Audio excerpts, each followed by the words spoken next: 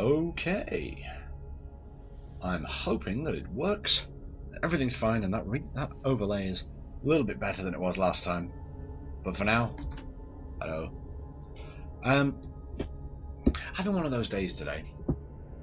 It started off as a really, average day, and I went to work and I did my job and I came home and I was like, yeah, okay, I'm pumped for the show. Get everything sorted. Where's my book? No idea where the book is. So I'm just sort of doing my thing, and hopefully it won't sound completely stupid. So, as you saw on the thing, the plan for this evening includes King of the Hill, it includes Mana Battles, it includes a replay of the week if I can persuade someone to give me a replay. I haven't managed that one yet, but we'll see what happens.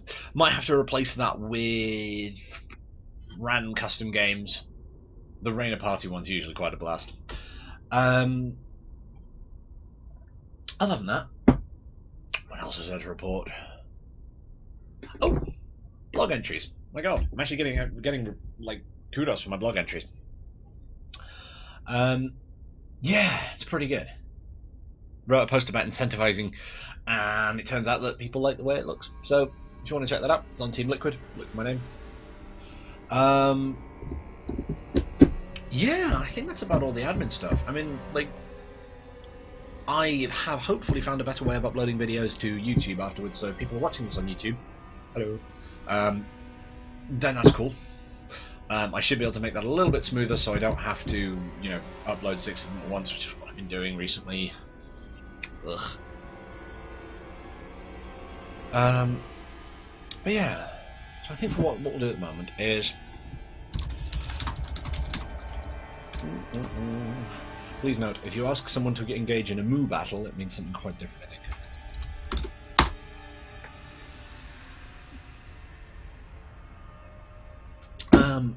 Yeah.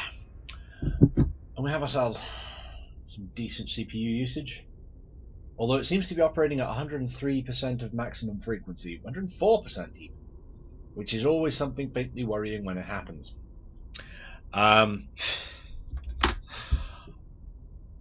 Yeah, need to look into that. Don't want my processor killing itself. You know how it is. You wait for a little while and then suddenly you have to spend on your computer, which would be a real bastard at this point because I don't think I can afford it. Oh well. So, as I said, plans for this evening include looking at the Bronze Practice channel.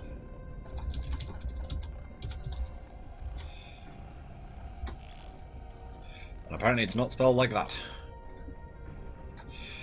Let's see.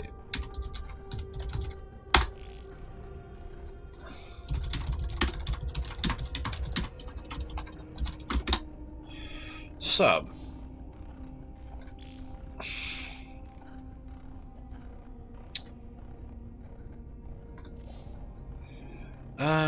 There's only one Bronze Practice channel. Let's have a look in SCV Rush. The problem with SCV Rush is I have a sneaking suspicion they're already streaming, and therefore I'm not going to get an awful lot from them. While that's happening, I will set up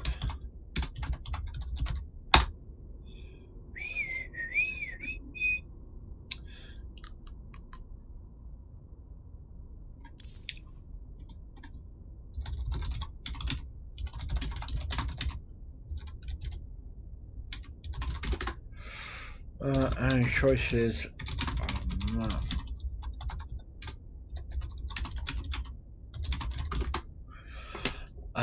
But yeah, the idea is if we can get a bunch of people just going, yeah, I'll go Mana Battles, then that'd be kind of cool.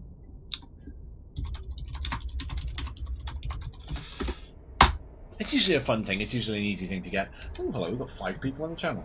That's quite a good thing for a first thing. It's the only one who actually have names. Oh, only one. I know who you are. Actually, I know who one of the non-signed in viewers is. Yeah, I know you. I know who you are. Yeah. So far, not much in the way of Monobatru.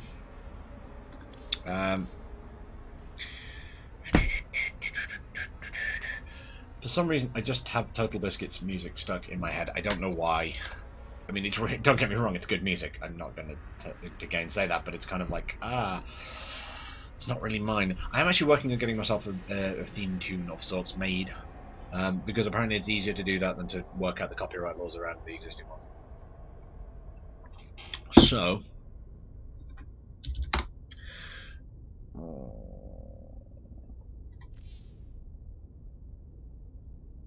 alright, let's have a look. Let's try SCV Rush again, see if I can actually get into SCV Rush. Right. Trying to think of anything else. There isn't anything else really, is there? How you doing? Come and say hello in the channel. It actually, like, it helps me to improve the show if people actually come and sit in the channel and talk to me about stuff. Because if I can get enough feedback, I can improve the show. And okay, what I'm doing now is, as I said in the blog post, wondering how much detail to go into here. Okay, so part of the blog post was the whole thing about, there was a thing about an experiment people did where they made two groups make pots. And one group was told, just make a lot of them. If you make £50 worth of pots, you will get an A, and £40 or less. And the other group was told, you only have to make one, but it has to be really, really, really good. Otherwise, you won't get any marks at all. And it turns out that the guys who were just like, hey, let's make a lot of pots, made better pots than the guys who were like, well, if we worry about the aesthetics, and maybe if we look at the form as well as the function, they sucked. They didn't make anything. Because they spent their entire time going, So, what I'm planning on doing is just carry on making the show. I actually have another idea for a subsequent show that I could do, which mostly involves me going, right, I'm going to go on the ladder, and I'm not going to try and win, I'm just going to try and achieve some arbitrary goal by the end of the game. So, for instance, I want to have, if I can have battle cruiser, at least one battle cruiser on the build before I die. Or if I could perhaps a little more sensible one, have 50 workers by 10 minutes. Which is a lot easier if I play Protoss, which is annoying. But such is life, you know, just come up with instant goals, instant gratification, instant, like, stuff that does not require me to win the game in order to have succeeded. Which means, if I play well and I win, then all the better. I get to win and I get to play, you know, I get to have achieved my goal rather than the goal that's set to me by the game. Whereas, if I lose, it's okay, I still made a battle cruiser. Or, you know, I had 50 workers at 10 minutes. Or, you know what, I don't know. I expanded 6 times. And then I died, but I expanded 6 times. And I spread creep across half the map. That's how you do it. And I have a feeling that if I can actually get myself down to doing that, that my gameplay will improve despite the fact that I'm not necessarily winning games. And that will then lead to me winning games because I'm just doing better. So that's kind of the plan for that. At the moment, let's have a look at District 10.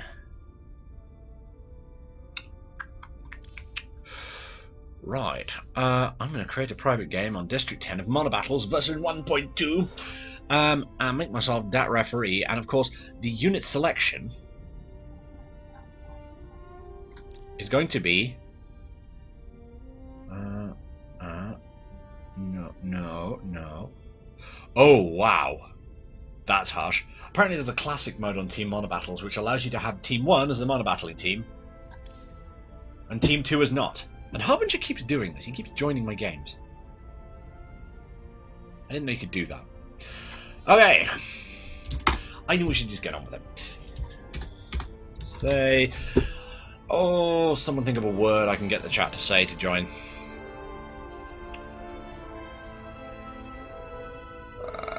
Screw it, say derp.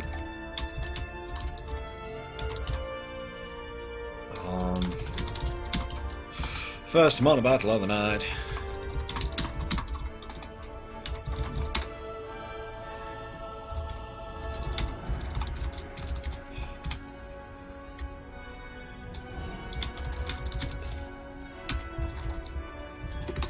Right. So we've got Tryon, we have the inevitable, not the inevitable, the inimicable Steve. I don't want to imply that there's, you know, something wrong with him just because he wants to be in a mono battle.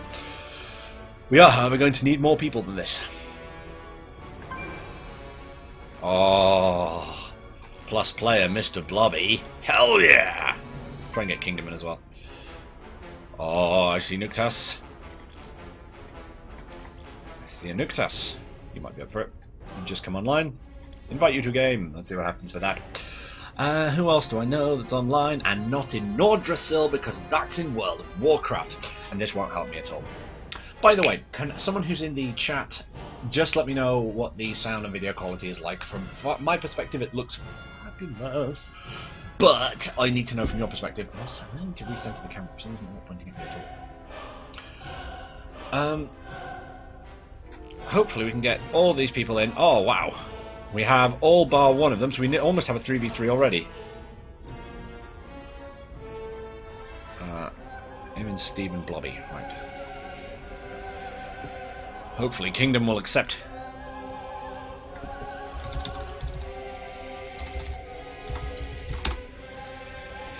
Hopefully we can get Kingdom to join us as well, because if we can get Kingdom to join us, that'd be quite nice. And it also means that there'll be a 3-on-3 mono battle rather than a 3-on-2 mono battle.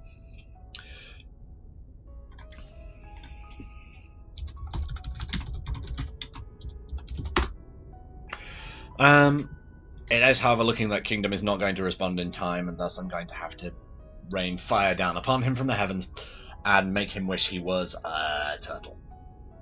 I don't know why turtles are cool. But so are fezzes. I don't want to wish him to be a fez, though. That would be kind of shitty.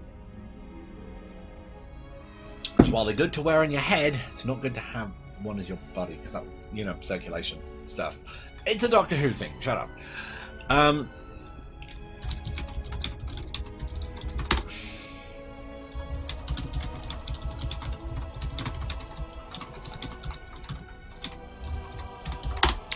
So, I'm just going to reach over here and shut this door. Because it occurs to me there might be a massive dying in the house tonight. And when I say dying, I don't mean people getting murdered. I mean people changing their hair colour. Apparently there's like 3 or 4 people scheduled to do it. I don't know why. Why now? What mystery is this? What darkness lurks within? Or maybe they're just changing their hair colour. I don't know. I'm going to assume it's just a hair colour thing, because you know what? Conspiracy theories are fabulous. But also I need to learn to not spit on them.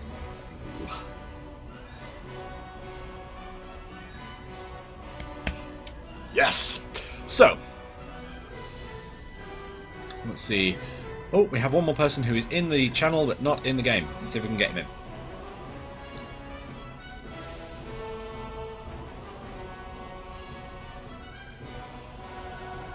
I don't want to alarm anyone, but I think someone's being murdered out there. I hope it's not the case. Oh, also, by the way, I use the honor system when it comes to my games, and the fact that I'm streaming, and the fact that you could in fact just watch the stream.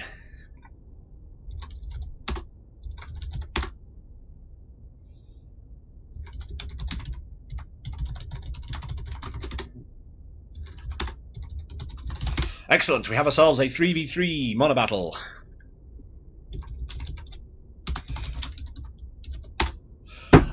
Which is good.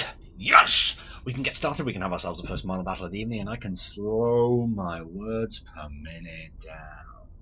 It's really hard to do when I'm doing this. But yeah, anyway, honor system.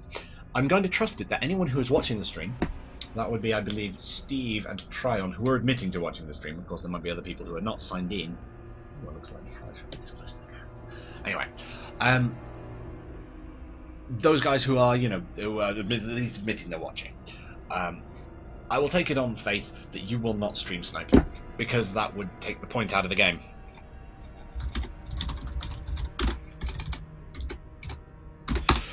So, bloody hell, it's only 1:15 and we're already starting. What madness is this? Right, I think we should just have a go, because I think we're all good. Please note, I am just going to show you the screen.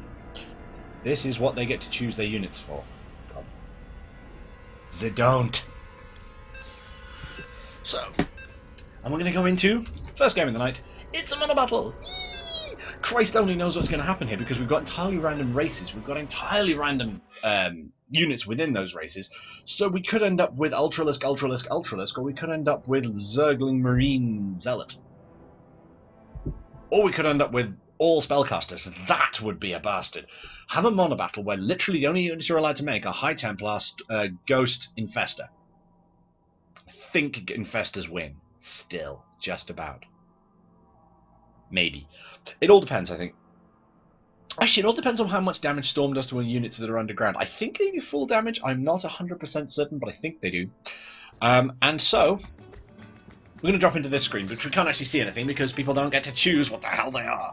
And we're going to have to probably work it out by looking at their command center equivalents and seeing what icons are hovering above them, because that is cool. It's brilliant the way they've done this. They've actually set it up on this, I think it's this map, that shows you the unit that they're allowed to make above the command centers, and the nexuses and the hatcheries and all that jazz. Which means we can work it out, even if we can't see it in like the top right, up here somewhere. He's just trying to navigate by the other screen. Ho-ho! Wow, this is going to be interesting. Actually, this really is. This is going to be a fun, entertaining match. Let's have a look at player colours, because that way I'll know what the hell is going on. So, in the about 3 o'clock position, we have Harbinger, who is Captain Carriers. I will show you this, because it shows us only one thing, and that's that everyone's making workers, whatever. Slightly further around from him, at about, say, 2 o'clock, maybe, we have ourselves Mr. Blobby, who has the unenviable task of making himself Hydralisks to take on, oh my god, so much air, they're going to win. Yeah, Stalkers. Stalkers, man. It's not looking good for Team Air. In any case, we have ourselves the great and noble Steve, making himself Dem Stalkers. And at roughly 9 o'clock, he says, wondering why the hell his mouse is doing that. That's better. We have ourselves Nuktas, with his payload of Broodlords, which actually will do him quite well against a whole bunch of the enemy, but not carriers.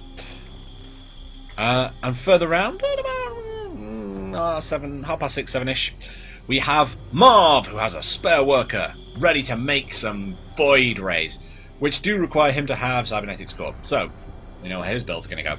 And a little bit further round, we have ourselves Tryon with the gas-heavy unit that is the Broodlord, which means he's going to have to rush really quite quickly to Hive. Like, he's going to have an 8 or 9 minute Hive to even think about surviving this. That said, if he can get them out, this game gets very painful for both sides. I have a sneaking suspicion that the Hydralisk Stalker Carrier combo is going to win the day, but I guess we'll have to see how it goes, because there are a lot of combinations that could arise from this. Aside from anything else, fast expanding, good for Zerg. Fast expanding would be good for Mr. Blobby if he was doing it. Unfortunately for him, Harbinger has taken the easy base. Steve and Harbinger fighting over this expo. He's actually attacking his ally's unit. What the hell? Steve's going to be pissed about that. Oh well. Wait, they're actually supply blocking each other? I am right in thinking Steve's on the same team as Harbinger, right? Right.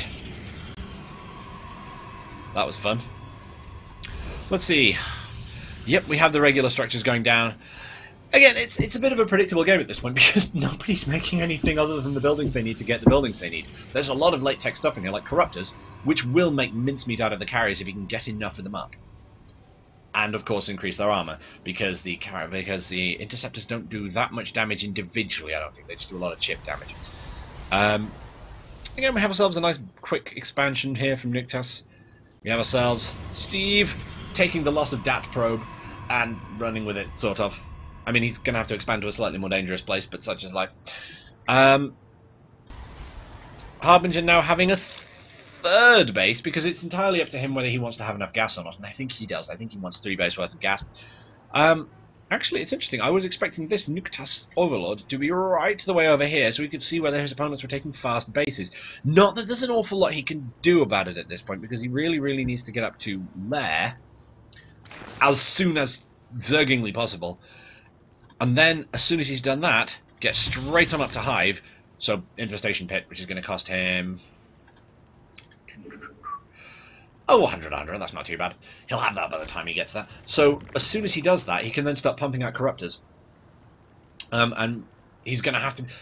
Interesting thing will be if the Corruptors have the ability to shoot, because there are some versions of this map where you have to make Corruptors to make Broodlords, but the Corruptors cannot attack anything because they've been given a pacifist debuff that basically stops them doing anything until they become Broodlords. Again, actually, it's interesting to me, actually, thinking about it. If you look at the compositions you get in mono battles, one of the things you'll always see is if there's a late game composition, like Carrier, Broodlord, Nuktas's Corruptors are also semi-late game as well. Hydras are not early tech anymore. You know. There's always that period at the beginning where very little actually happens, and I'm kind of expecting at this point Marv to be all like, I'm gonna make cheese rays. I'm gonna make 1,000,000 cheese rays. I'm gonna kill you with cheese. But he seems to be concentrating on his expo. Shut up, computer, you can handle this fine. I might actually close down a Reddit tab, though. I don't want to close down my blog tab, though. My blog tab tells me nice things, like more people have read my stuff. Oh well. So, we have ourselves... we have Hydralisks coming out of Mr. Blobby already. He's doing well. Void Rays, however, coming out to match, and okay, I know what's going to happen. The Void Rays are going to get munched if they get caught, but at the same time, it's still fun to think what might happen. Harbinger sending probes down to defend his very sparsely defended base at the back, but then to be fair, in order to get there, they have to go through this, which is sparsely defended, and this, which is not so sparsely defended because it does have Hydralisks. I am wondering if we're going to see some kind of variation on the fabulous Hydra Nidus technique. Also, we have ourselves a lot of Stalker attention on this base of Trion's. Trion doesn't actually have anything to attack with yet. This is a bad time for him. And he may in fact lose this base for nothing. Rather, he may lose this base and gain a couple of Spine Crawlers, which he's going to need to defend it because this base is dead and there's nothing he can do about it. He can, however, be fed... I don't think they can save it. But a couple of Void Rays showing their faces along the front. Yeah, they're not going to get there in time to save that base. Unless he turns and faces them immediately they come into frame. And also, these are not, let us remember, Heart of the Swarm Void Rays, which are actually good against armoured units. Oh, one of them's getting focused down. Blink's happening. Blink happens. Run away. Is he going to micro back? He's going to have to, otherwise those Stalkers are going to kill that base. They're going to kill the base anyway, but you know what happens. Oh, missiles coming in. Will they chase into the Spine Crawler wall? No, they won't actually. Let's go back and kill that base. And then, you know, have to run away from Broodlings for a bit. Oh, he's actually going to lose a Stalker to that. Oh, God, why? Just nearly lost 2 Stalkers to Broodlings when they had Blink and the ability to walk. Ugh. Not what you want to see. Not what you want to see, my friend. Especially since your opponent is massing cheese rays. Actually, who's working on upgrades? That's how I think it's going to tell us who's going to win at this point. Harbinger's getting himself air upgrades. Protoss ground weapons for Steve, the mighty Protoss hunter that he is. And we're getting ourselves some Zerg flyer attacks coming out of Nuktas. But then Nuktas is making Corruptors, which will not help him against the Stalkers that are the bane of his existence at the moment. Trion, however, doing that thing that Trion does, which is never give up, never surrender. And he does have 3 lava here that he could easily turn into Spine Crawlers and stick somewhere around here. Oh, Graviton Catapult coming out from our Carrier player, which is not surprising at all. Focusing on all the upgrades, including the shields, because he's worked out the secret of multiplayer like this. If they're not going to rush you, which in mono battles people don't tend to do, especially when late game tech like this, you've got time to macro up. Macro hard. We came here to macro hard. Banner, banner, bam, bam, banner. Okay, someone get onto those guys that do the thing. Is it Tempo? Whoever it is that does the So Mad You Rage song. And get them to... Wow, I just fell into a hole. Yeah, get them to redo Party Hard as Macro Hard. Oh, another base going down for Nuktas. He's going to turn into a bit of a threat shortly. I mean, he's got Spine Crawlers literally all over his base. And he is going to be able to do something to the Carriers when they eventually come out, and he's going to have the upgrades to do it. I have a sneaky suspicion, however, that this game is partly going to turn on whether the Carriers will beat Trion. Ah, there we go. There's the pacifist. It has devoted its life to non-violence, as you have not selected it. Which means he's going to have to start turning these things into Broodlords fairly soon, because if nothing else, there's a bunch of Blink Stalkers around, and they're going to start chewing on his face. And there's nothing the carrier player can do about it, so he's going to rely on these Void Rays, which don't do well against... vexatious. It's going to be down to the Broodlords, I think, if they come out at all. I don't see any forming at the moment, which is not good. Oh, they're going to know there's something up, and that's going to be when those workers start dying. Oh, he's walking further in, though, and he's going to move straight into the Void Rays, which means he's going to mince them. And the Void Rays are flying out of the zone of death. Unfortunately, even with the corruption power upon them, they're still going to get murdered in the face. Oh god, that's horrifying to watch. Those Void Rays stood not a chance at anything at all, and that one's going to die too. It may take a Stalker down before it does, but it's not going to be enough. I think that Protoss base is actually just dead. And that Photon Cannon, if it doesn't finish, won't be a shock for anyone. We need some Broodlords. We need some clutch Broodlords, and we need them right now. Who's the Broodlord player? Who's the Broodlord player? It's Tryon. Tryon, what are you making? You're making 3 Broodlords. The thing is, this being mono battles, they can actually come back from this. I don't think they're going to, but they certainly can. He's taking down the infrastructure, but he's not taking down the cannons, which is actually a bit of a mistake at this point, because they're going to cause him more damage than he needs. Oh no. No, he is just going to focus fire the cannons down. And at this point, it's not looking good for Marv, because his unit's basically countered by pretty much everything his opponents have. Oh, the Broodlords are coming in to make their face known, which means they're going to get killed, but such is life. The Corruptor's doing a grand job of leading them towards the other base of the Protoss, which he doesn't want to have attacked. Oh god, why would you do that? Oh well, at least he's baiting out the blink so they can the Broodlords can actually get in and start doing some damage for a little while before they get taken down. Oh, and corruption going down on the Stalkers, increasing the damage they take by, I think it's 25%, isn't it? Oh, not 20% for 30 seconds, which means these Broodlords are actually going to mince them. Oh, and he fluffs the blink! Puts himself directly in the line of fire, but Protoss is... Oh, Void Ray player is pretty much dead. Oh, they blunk! Son, you don't got blunk! Question is, will they be able to do any damage? Yes, they'll be able to do lots of damage. Broodlords are seriously dead.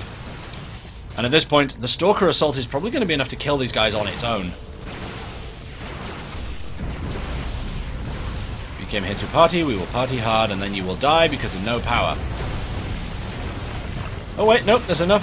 Oh, very nicely done. Taking down the pylons is going to be effective, but it's not going to be effective fast enough. There's only going to be one Stalker left at the end of this, I think. Oh no! A clutch second Stalker survives the assault. We need more Broodlords. We need more Broodlords. Where are the Broodlords? Tryon. Tryon, where are the Broodlords? I mean, okay, you're seriously fucked anyway, because there's a lot more Stalkers right here, and they are coming into your base, and they're going to murder you. But, you know what? That's no reason you should hold against them. Also, the Hydralisks are going to make your life hell. Not if they do that, though. Because if they just wander in and try and attack, generally, they need to focus down on things that actually matter and not the Broodlings, because the Broodlings are infinitely replaceable. This Stalker Ball, however, is sticking around, and there's a bunch of Corruptors here, so the Nyctus is trying to do something with them, but unfortunately he's put them in range of his enemy's units. I would fly them away if I were you. Again, we need more Broodlords. We need all the Broodlords. People should be feeding this guy gas, and he should be making Corruptors into Broodlords right now. Like all of the gas. Feed him gas, damn it. Oh well. I guess we'll have to see what happens. I have a sneaking suspicion that the... Okay, Steve is taking the mickey ever so slightly with his ability to build pylons in front of his opponent. Because what's she going to do? Attack me with a pair of beams? And okay, there's, you know, spine crawlers, and then the cannon wall's going to turn up, and it's going to turn bloody and unpleasant very quickly. Oh, those Stalkers are going to die. It'd be interesting to see how many of the cannons here actually go up. I have a sneaking suspicion he is taking the piss ever so a lot. But then again, he does have a lot of bases up at the moment. All the bases. In fact, his main is completely mined. And it's that giraffing action. Thwap. By the way, if you ever get the chance, watch the Africa series on the BBC at the moment. It does involve giraffes fighting, and it's the weirdest thing you'll see in a long time, because they hit each other with their heads. But they don't just go whack, they swing them around on the necks. Brilliant and awesome. So, what have we got over here? All the Corruptors God ever made, and the Broodlords are coming around to lay a little bit of pressure on. If they can lay pressure from this angle, then mayhaps, maybe... Oh, hello. The carriers have shown that's where the Corruptors are going. They should be going in a fist, not in spread out. They're going to die if they do that. That's it. Need to. Oh my god, that's a lot of corruptors though. Yeah, I can see this going badly unless he focuses down the carriers. They're going to get picked apart. It's entirely possible he's having lag issues at this point because, oh my god, that's a lot of interceptors. In fact, if we look at the interceptor count, the interceptor count's at 141. And I have a feeling these are 3-3. Yep, 3-3 carriers, you win. Basically, that's how it goes. Harbinger is slowing the game down because his computer cannot handle how much stuff is on his screen at the moment. It's a bit brutal and awful. Especially because his Tryon can no longer make Broodlords, and he doesn't have any at the moment. So he's completely useless. And is soon going to die. However, to be fair, this was pretty much a done deal from the beginning. I think this game is over. Hello, those stalkers are being killed by workers because that's all Nuktas has to attack them with. It's a bit of an unfortunate thing, but never mind. The Void Rays, not doing an awful lot of damage because there aren't that many of them again, I think, in terms of army supply. Let's have a look at army supply. Yeah, Harbinger's got more than all three of them put together. Which is why he's chewing his way through their defences like they don't exist. Which, practically speaking, they're not true. Oh well.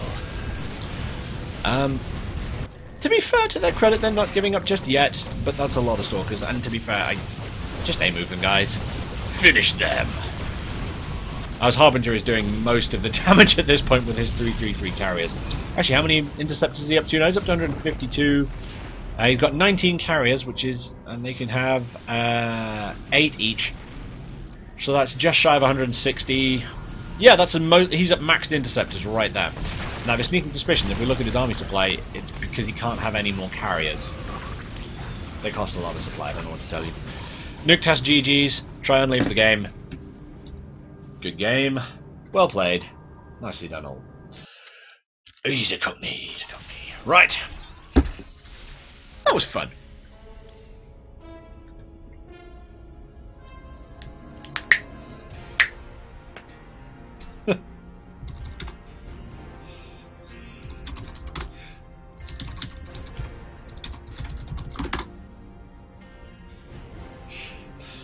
We have a phrase for the evening, no need for upgrades when you're a beast.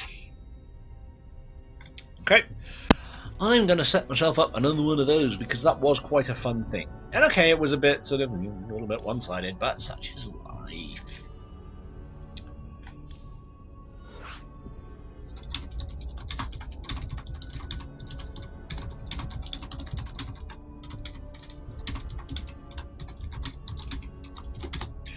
So, that was a good first game. Took us about 15-20 minutes. That's good. I like it when that happens. That gives us the opportunity to dash into a couple of other chats and see if they want to join in as well. But, right.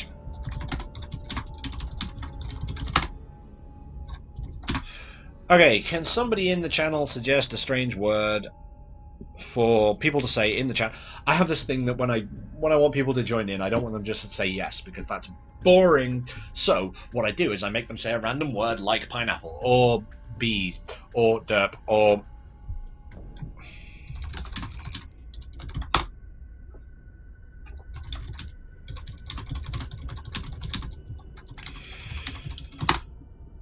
okay.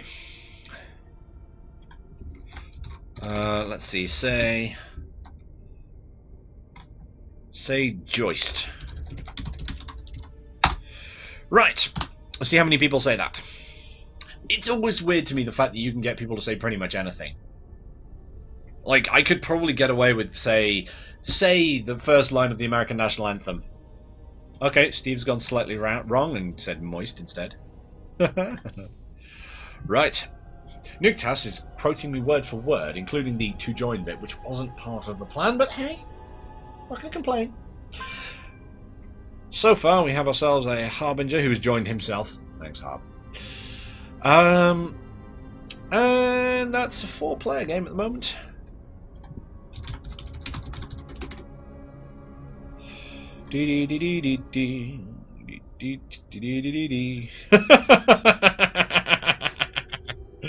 Harbinger claims not to be my slave. That's true, I don't own slaves. It's been a long time. Right. At the moment, let's have a look at the game setup as it is. Everyone versus Tryon. I think that might be a little unfair. Unless we give him Marines, in which case he wins.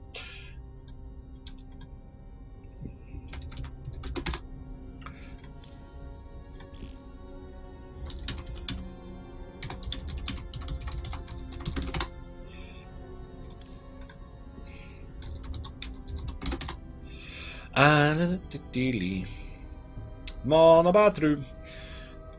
Monobattles. Actually, no, SCV Rush is doing their thing that they do this evening, which is apparently a training montage, which is fine, you know. So Kaltazar's not up for it yet.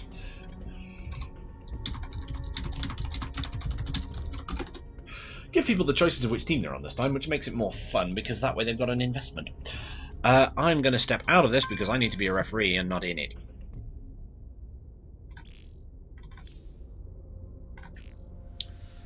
Need one more.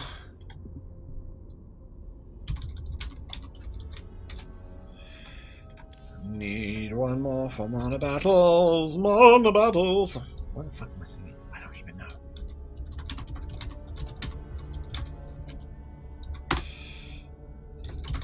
Need one more for even tees. Possibly even teams.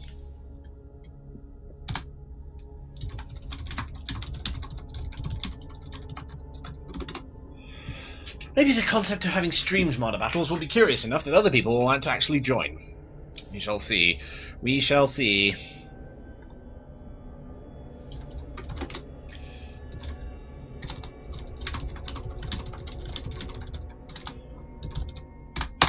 I have to admit, like, I'm on a quest to be famous and all, and that's great.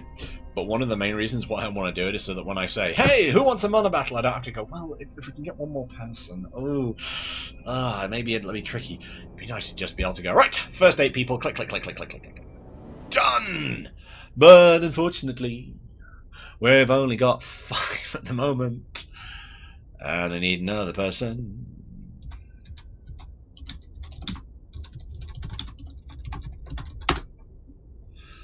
And I'm using World of Warcraft speak in chat, which is a weird thing to do.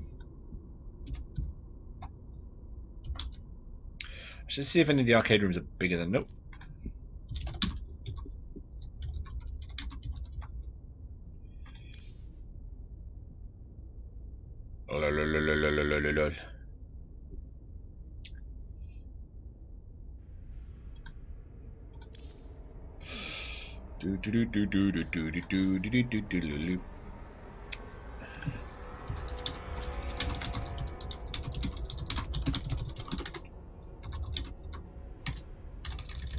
Wait, did we invite Marv? I think we did. Let's see if he wants him. Give him an opportunity. If he doesn't want it, then hell! No, he declines. He declines and falls like the Roman Empire. Boom! History joke. Oh, lordy, lordy.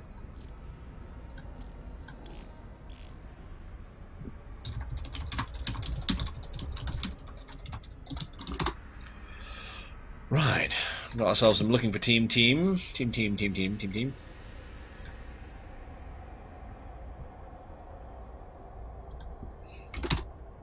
Apparently parting's being paid. Who knew?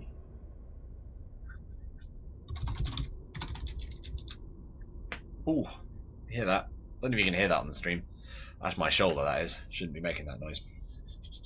But we'll worry about that when I don't get arthritis, because apparently that's not what joint crickling does. Oh, wow! Oh, wow. Jesus. Okay, so, according to someone I met on the internet, so let's put no weight on this yet, Parting's salary is going to be 8-month contract, for which he's getting $66,000 US. I need to get into this, I really do.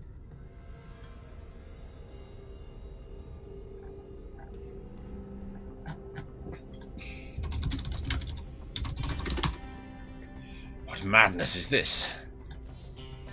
Right. Ah, excellent.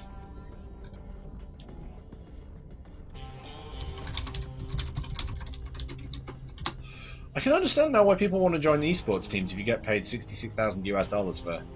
Unless it's 66,000 US dollars for a year, for an 8-month contract, which is 3/4 of a year. So if we divide that by 3, we get 22, which is 88 grand a year. Jesus. And okay, I realised that in real money, and there was British pounds, that's probably closer to 40 grand, maybe 50 grand. But that's still a lot of money. Jesus.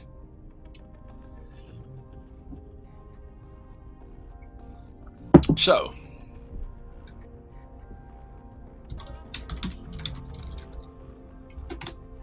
Unit selection. Random.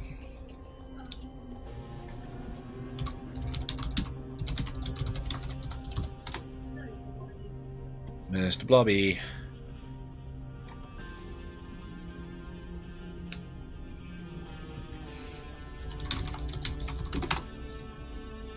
Jack, being the enterprising and kind soul that he is.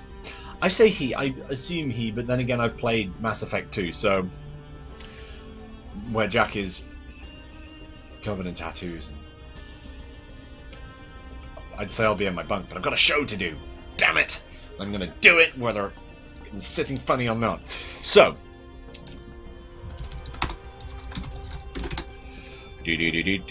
Oh, Kaltazar wants to join, alright.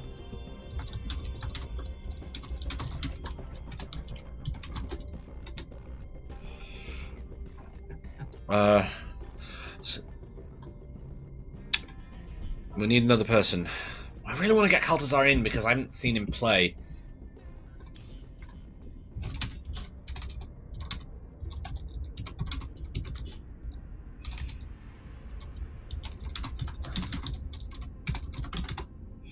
Kaltazar wants in.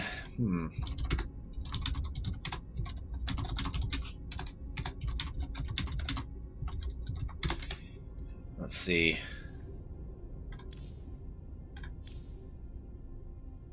Oh, Kotanos. Apparently Kotanos can join. Let's invite Kotanos. Oh, Kotanos says no.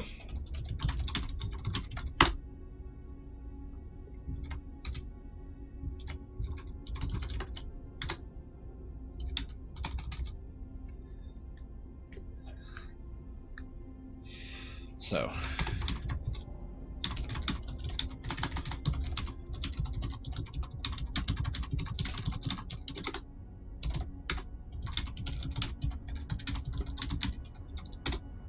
We could try making this a 3v4 if we jiggle the teams around a bit. That could be an entertaining scrap.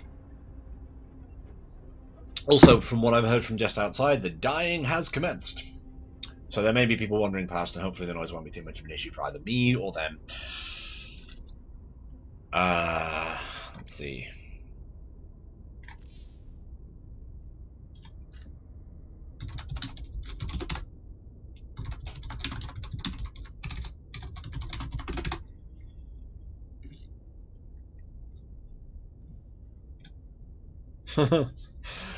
We're like looking around for players who aren't in and being like, anyone in?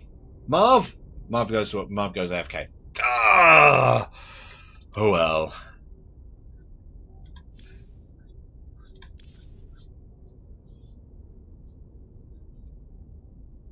Yeah, we'll give SCB Rush a go.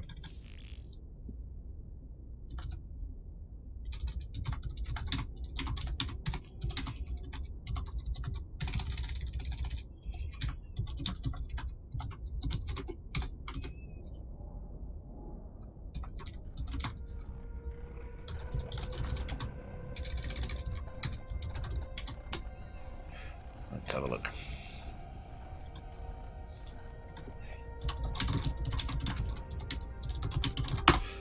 But again, as I said, this is one of those things that having like another half a dozen people in the channel would solve instantly, because we'd be like, yeah, who wants in? 8 players. Poof, done. But such is life. Apparently nobody's in.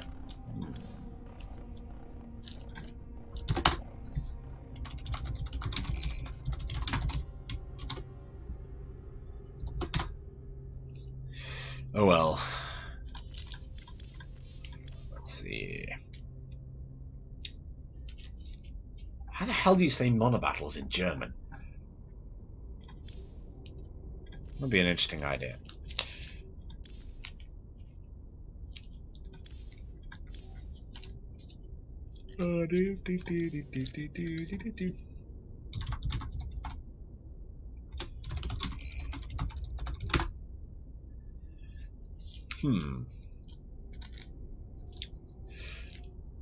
Caltazar's asking me if you want a specific level of player. To be honest, it's mono battle, so... Oh, Nuktas, you're a massive troll. The reason I say this is because I've just been watching the chat, and he said, I know this Korean guy, I think his name's Flash, maybe he'll want to join in. Yeah. LOL.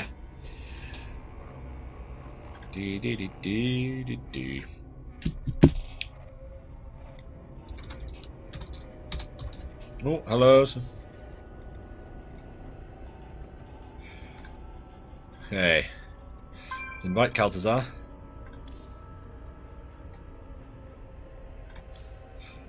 We have ourselves a fabulous cleavage. No, seriously, the person's name's Cleavage. I'm not even lying. Cleavage.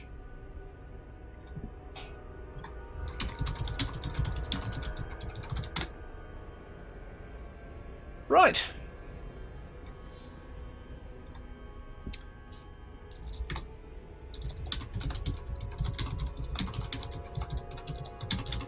The puns have already started based on the name Cleavage. I don't even.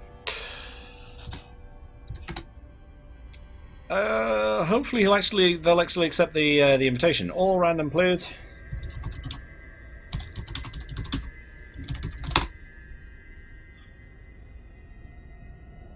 Either that or I'm just going to have to remove them from the channel.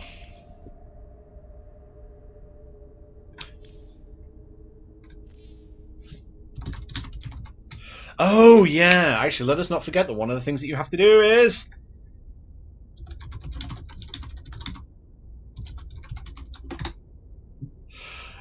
you have to download the map. And it can take a little while. I keep forgetting because I have a fabulous connection. Okay, it's not the best connection in the world. I have like a T1 pipe sticking out of my house, but, you know. Yeah.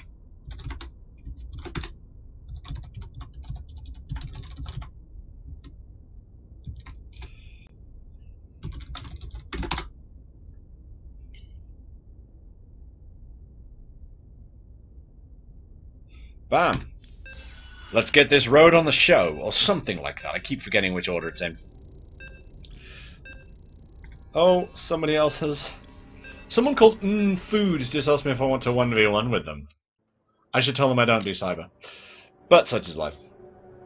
So, we have ourselves going into that game. I see someone in my chat called Nomi Kitty. I think I know who you are.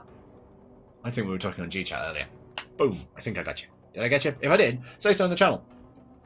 Oh, apparently Nomi Kitty says that salary is 55k in real British pounds, which is a shed load.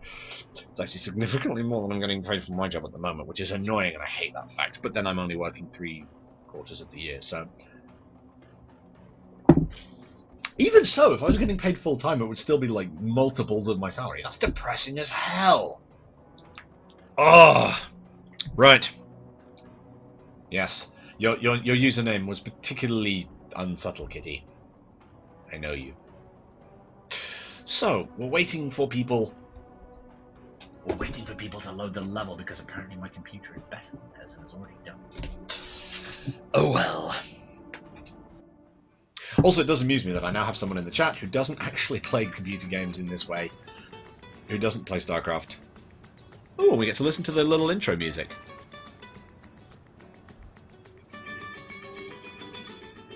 Right. Enough of that. Let's press D. Because it turns out that not everyone starts building stuff at exactly the same time. That's fun and frolics. Caltazar's not done anything yet, and Caltazar really should be making workers. Making them workers, Caltazar. Come on. There we go, that's better. So, let's do the introduction starting at 12 o'clock. We have Mr. Blobby with his massive force of tank.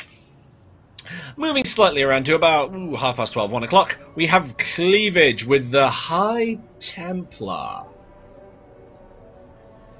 Which is fascinating, but we'll get on to why that's fascinating in a bit. Harbinger with his Queen strategy, which is going to be really hard to kill actually, because barring massive AoE, queens can transfuse the living shit into each other. Wait, what? Oh, someone's messing around with usernames in my channel. Confusing me. Right. And further round we have Steve with his mighty marining power, which may win the game in and of itself, or in fact not lose the game, because further round, if we start where the Zerg player is, we have ourselves Kaltazar and his ability to make lings and nothing else. Further round from Kaltazar, at about the 6 o'clock position, we have Nuktas with his anti-High Templar unit, the Ghost. And at this point we're going to see exactly how good Ghosts are at sniping the living shit, or EMPing the shit, out of High Templar. And it'd be interesting to see which is more efficacious. If you get a clump of High Templar, it's presumably more efficient to EMP them twice than to snipe them 4 times. Further round, Stalkers, or as if you read it directly written in the Russian, Katankap. And finally, Cattle Bruisers. The marining team, the Marines and Queens, should be able to keep the battle cruisers under control for a little while, but at this point I'm struggling to see exactly who's going to win this one. I want to say the team with the Marines on it, but again, lings. So I think it depends on the upgrades. I think it heavily depends on who gets what upgrades and how they get them and when they get them and what the hell is going on and who are you? Alright, you're the best audience ever. Yeah. Right. And apparently there are 2 people booping each other in my chat. Right. I'm just going to ignore the booping. While it is fun watching you, I'm assuming you talk to yourself. Either that or it's you and your housemates, which are booping each other, and I don't want to know about that. So, looking around, what do I see? What do I see? I see spine crawlers coming down from Harbinger, because it turns out he's a little bit vulnerable till he has his ghoul up and second base up, and queens coming out of every orifice. Ling's gonna get shot dead. Actually, no, they're not. That's fun. Oh, actually, you know what might end this game very, very quickly? He says, forgetting what the freaking unit's called. Nidus Worm. A single Nidus Worm shoved up somewhere like here, where there's a piece of high ground where nothing is and no one ever scouts, because why the hell would you? Or, yeah, anywhere Kaltazar can shove this up here, get some lings into the main. Oh, some lings in the main! Mr. Blobby's suffering somewhat as lings ravage his worker line. He doesn't have a single tank out yet, and the Marines are coming to protect them. But there's only so much they can do. He's lost a lot of workers there, and those lings are going to ravage his production capacity. Oh, workers, protect them! Protect them! You can get a single tank out, he might be able to do something with this, but Steve, microing backwards like a boss! And then presumably producing more racks so he can, you know, make more stuff. Why are you sacrificing your workers, Kaltazar? Run them away and make a single tank. Get gas. Get all the gas. Oh god, we need more Marines. It's terrifying. It's horrifying. Make more Marines, damn it. Oh, the Marines microing. Actually doing a decent amount of damage against these lings. And if they can pin them in like that, then Kaltazar can get back to making tanks out of his one factory that works. The lings are, however, well within the base, and he really needs to wall them the hell in. Otherwise, lings are going to make his life a living hell. And that's a pylon going down. There's a photon cannon going down in the mineral line, which is going to go down just in time to see these lings running away. Because otherwise he's going to waste them. And okay, he can just make more. It's not like he hasn't got the ability to make lings. Oh, they're going to run into a queen. And they're going to run into another queen. Oh, they're going to run into a lot of queens. Actually, I will be fascinated to see if the mass force of Zergling can actually take down any queens at all. Also, I do notice that only one person appears to be working on upgrades, and it's Cleavage. Cleavage, not a player I've seen before. Apparently in Gold League. So we should be expecting upgrades, I guess. But 2 at once, and presumably they already have... What's Cleavage making? Cleavage is making High Templar, so the attack upgrade is functionally useless anyway. That's entirely fair. Pylon's going down. Jack! Getting himself some Stalkers up. In fact, let's look at the unit counts. It's probably more useful at this point. 4 Ghosts out. Tryon, who is making Cattle Bruisers, has no units out at all. 4 Stalkers, 14 Lings for Kaltazar. Not that many, considering he could be mass-producing them if he had more than one base. Oh wait, he does. A little passel of Marines deciding to force their way out to the ramp. Gonna guard the hell out of it, because at this point he needs all the resources he can get pumping into these... Pumpling? Pumpling? What the hell is pumpling? Since when was that even a word? And why isn't he... Ah, there we go, the expo. Hopefully he can get there before the creep saps his will to live. Seriously, creep is really annoying in team games. Stop it. Either that or creep shouldn't stop you building friendly buildings. Oh, hopefully you can build that there before the creep lands. Land it. Land it. And build that bunker before the creep wraps you up. Oh wow, he can't actually land it? The hell?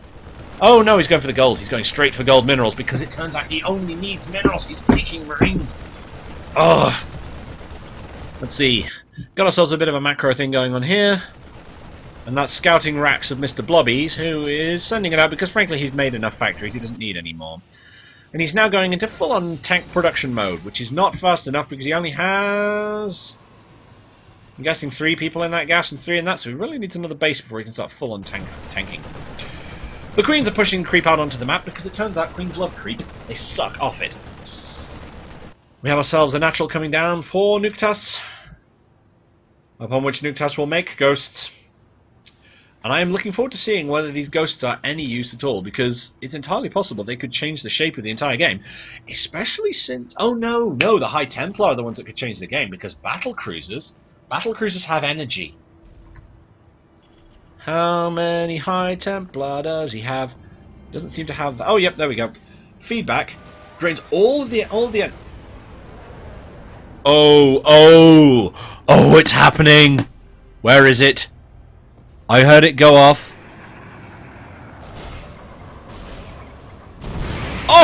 Oh! All of the add-ons bite it hard. And it turns out the ghosts are horrible.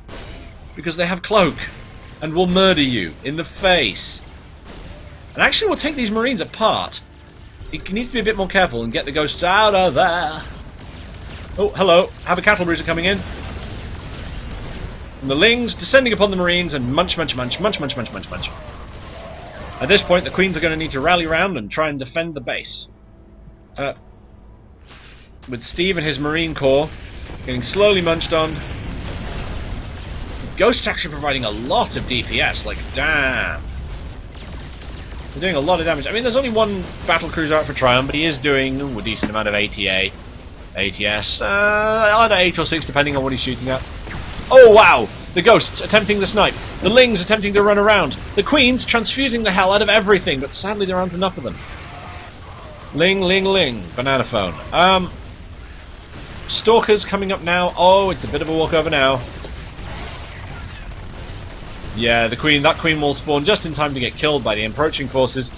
I think this game is over, and I think that was a brutal swoop. That came in from nowhere, and it was led by a nuke. Yes!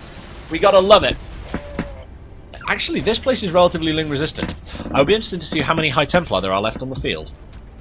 2. And those 2 are not long for this world because there are ghosts around them. What in the hell, why are you not sniping them? Yeah, I think we can call this game a wrap. Because while the Marining player has the capacity to make a lot of stuff, he needs more barracks than he currently has, which is 1. He's currently getting munched. It turns out ghosts are actually pretty good DPS-wise. Especially against light, where they do 20 DPS. Jesus. Sorry, 20 damage a shot.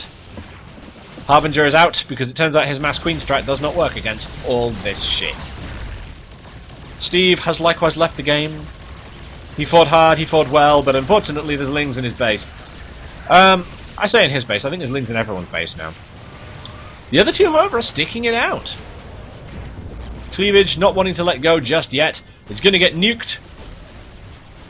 Because it turns out you can when your opponent can't shoot back at you. In it comes. Boom! That's the entire mineral line gone. Cleavage has left the game with a hearty GG. And now, the only person left in it, apparently, is Mr. Blobby, who's making siege tanks, which will do fuck all. He's got a tank. That tank lasted approximately 4 seconds before it died. And now there are 6 cattle bruisers on the field. The cattle bruisers will do horrifying damage to everything and blow the world away.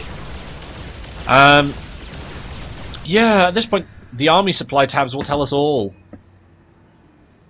Actually, strangely enough, Steve, who has left the game, still has 22 supplies somewhere. Oh right, there's mining just here. He actually has a building left. But I have a sneaking suspicion that his opponents are not going to give a damn and they're just going to go and kill him anyway. Because at this point, only Mr. Blobby remains. And at some point, someone's going to spot these workers here and finish Steve off. Yeah, there we go. Boom! Lights out. Good night, Mr. Chips. Quit that game. Yes! Actually, again, it was a bit of a stomp. But then that's what happens when you try one person aside. Oh, wow.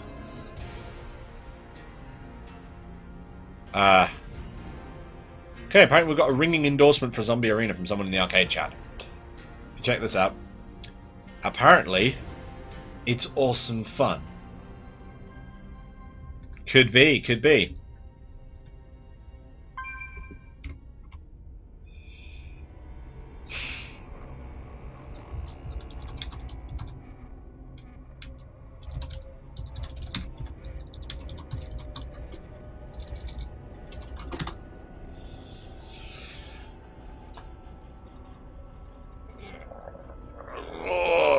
Right.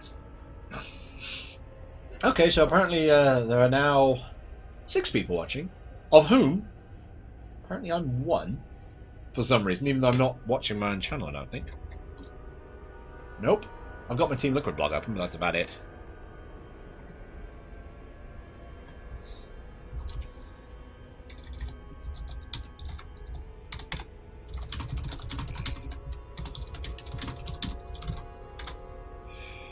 Right.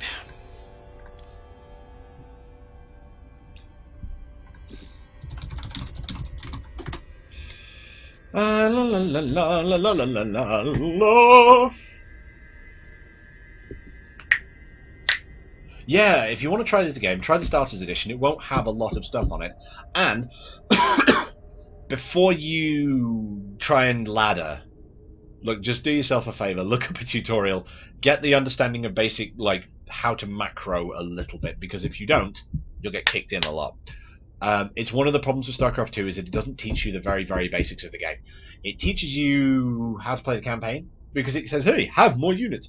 But it doesn't teach you that you really need to make workers all the time, because you think it's a military game. You make military, you make troops, grr, go kill.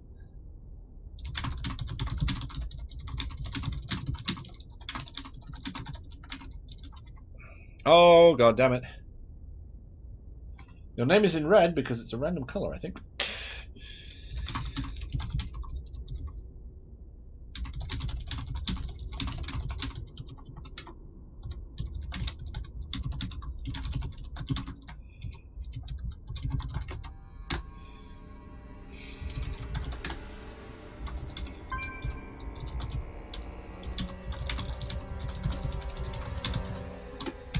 Oh, I'm sucking at typing. Right.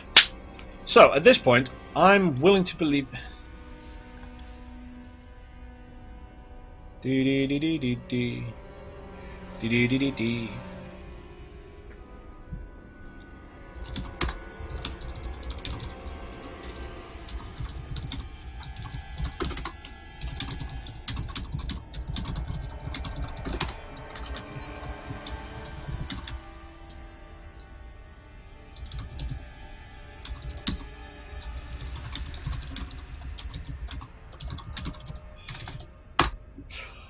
Actually, that's a fun thought. One of the things I was thinking of doing was putting together an all Protoss, all air map and calling it My Life for Air. Those of you who played this game will probably get that. Right. Ugh. Ooh, that actually hurt.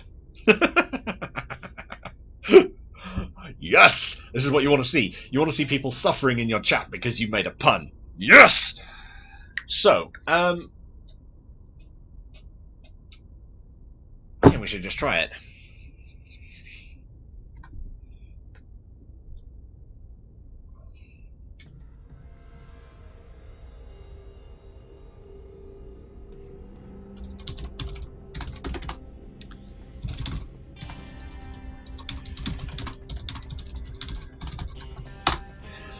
possibly looking at what might be doing in peak mode, and the viewer count has risen to 7!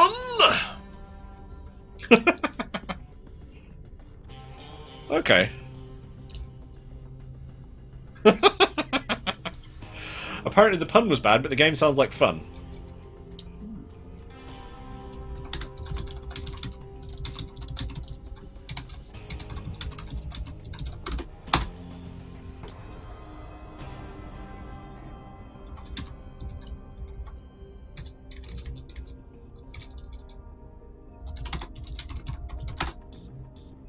Righto.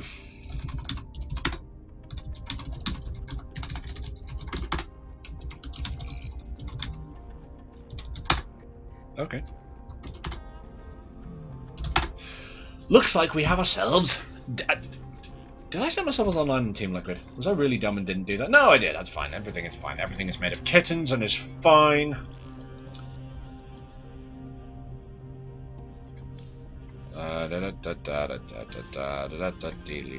Oh, okay.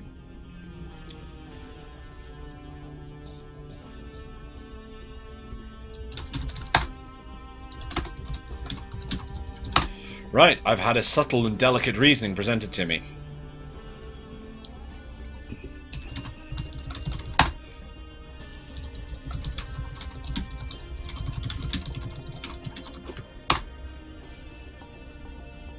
So.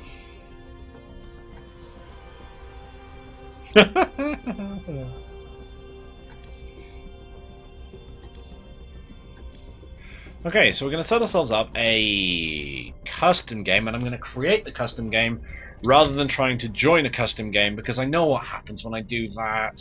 It's really dumb. Also, it does occur to me that it actually doesn't make that much of a difference what map I do this on, because everything's there, so there's no ground advantage in any sense, and there's no high ground to get.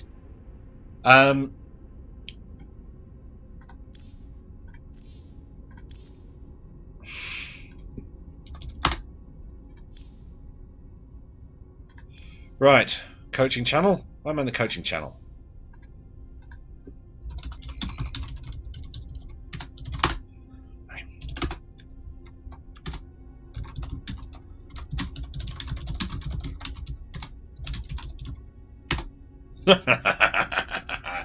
Let's make them say my life for air, because you know what? I love making people say random things in the stream thing.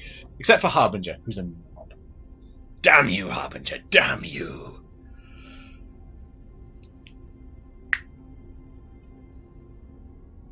Oh.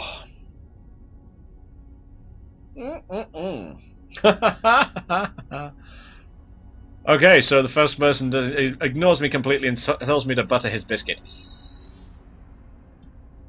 Time to butter my biscuit. So far we have not enough people. We're going to need some more. A little more. And someone saying moo in arcade chat. Okay, so we need some more people. Some more people.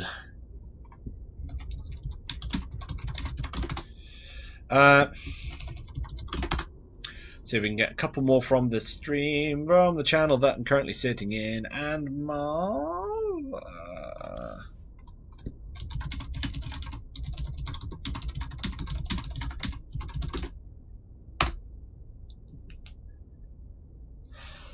So, it's always weird when you see people popping on, and you're like, they're popping on with really weird names. And it wasn't the name they were popping on with 5 minutes ago. What madness is this? Oh, World of Warcraft. People still play that? Wow.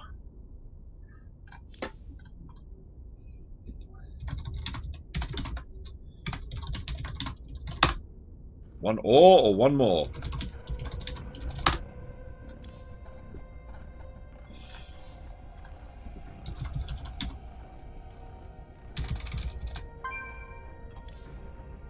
Lol lol lol lol lol lol lol lol lol.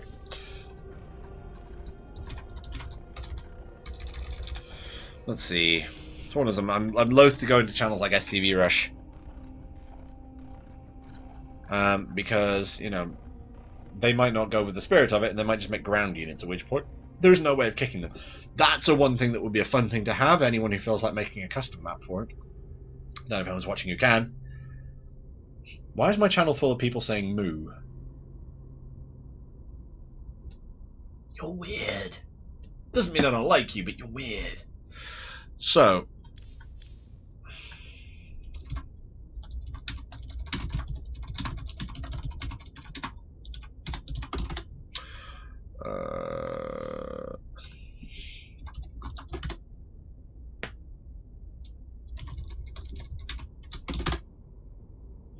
hopefully we can get cleavage back, because we can get cleavage interested. This is just getting weird. I can't be saying cleavage all the time. I did not start the moo thing. Also, oh god, the thing is, right? I'm gonna reveal something fun about StarCraft 2 while we're doing this. See this little icon here? If you take it and you click on it and you click on it and you click on it, actually, I need to close something down first. Must be the arcade one. Moo.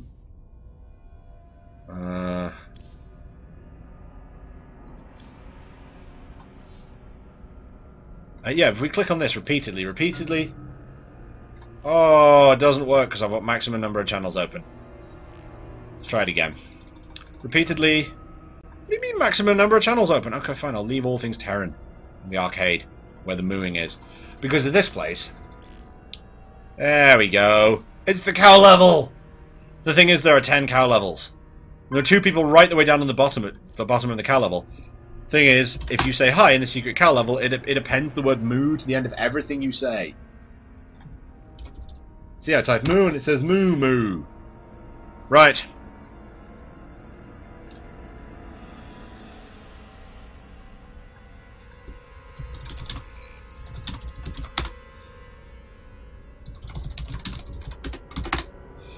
Why is Cleavage talking to me?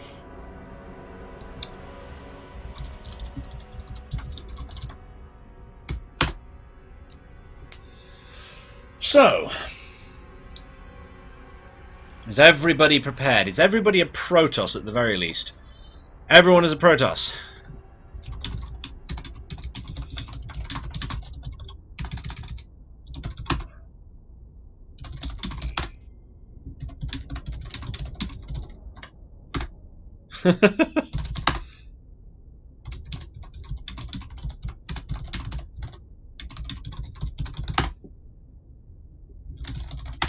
Right. He'll work it out. One of the players has just revealed he doesn't know how to build a Stargate.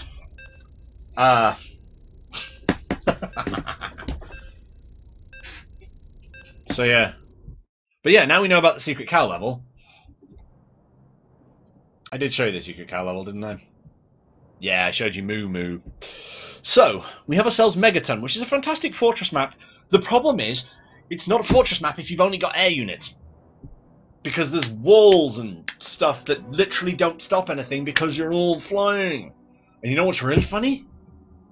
Oh, I wonder if people have remembered what counts as an air unit. The mothership counts as an air unit. It's flying. This is going to be the stupidest game in the history of time, and I'm looking forward to every single second of it. Yeah, that was probably a bit much. Sorry. Right, while this game is loading, just have to get this hair out of my face. Yes, personal grooming is important. Huh, that's interesting. I think it might be... Oh, right. So, let's have a quick peek. If people do notice any... oh, right, yeah, no, I can see I've dropped some frames. I've dropped like 350 frames, and hopefully it shouldn't happen very long. Because 350 frames is about 12 seconds. But we'll see.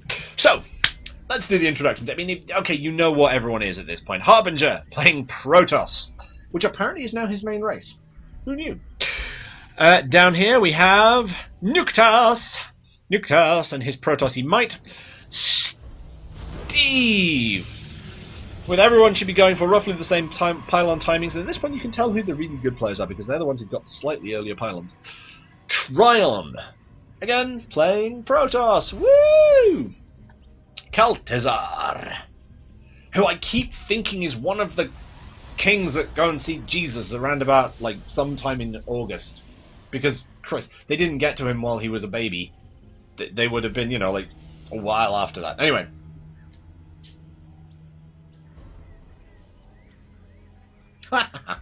So, Kel'Thuzar's there. And finally, cleavage. Not a lot else you can say, really.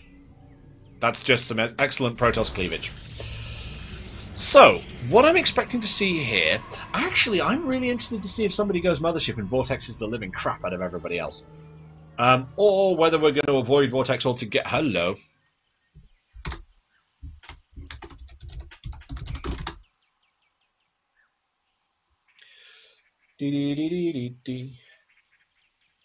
Apparently that was Balthazar. You learn something every day. I think I already knew that. Why didn't I remember that? Wow.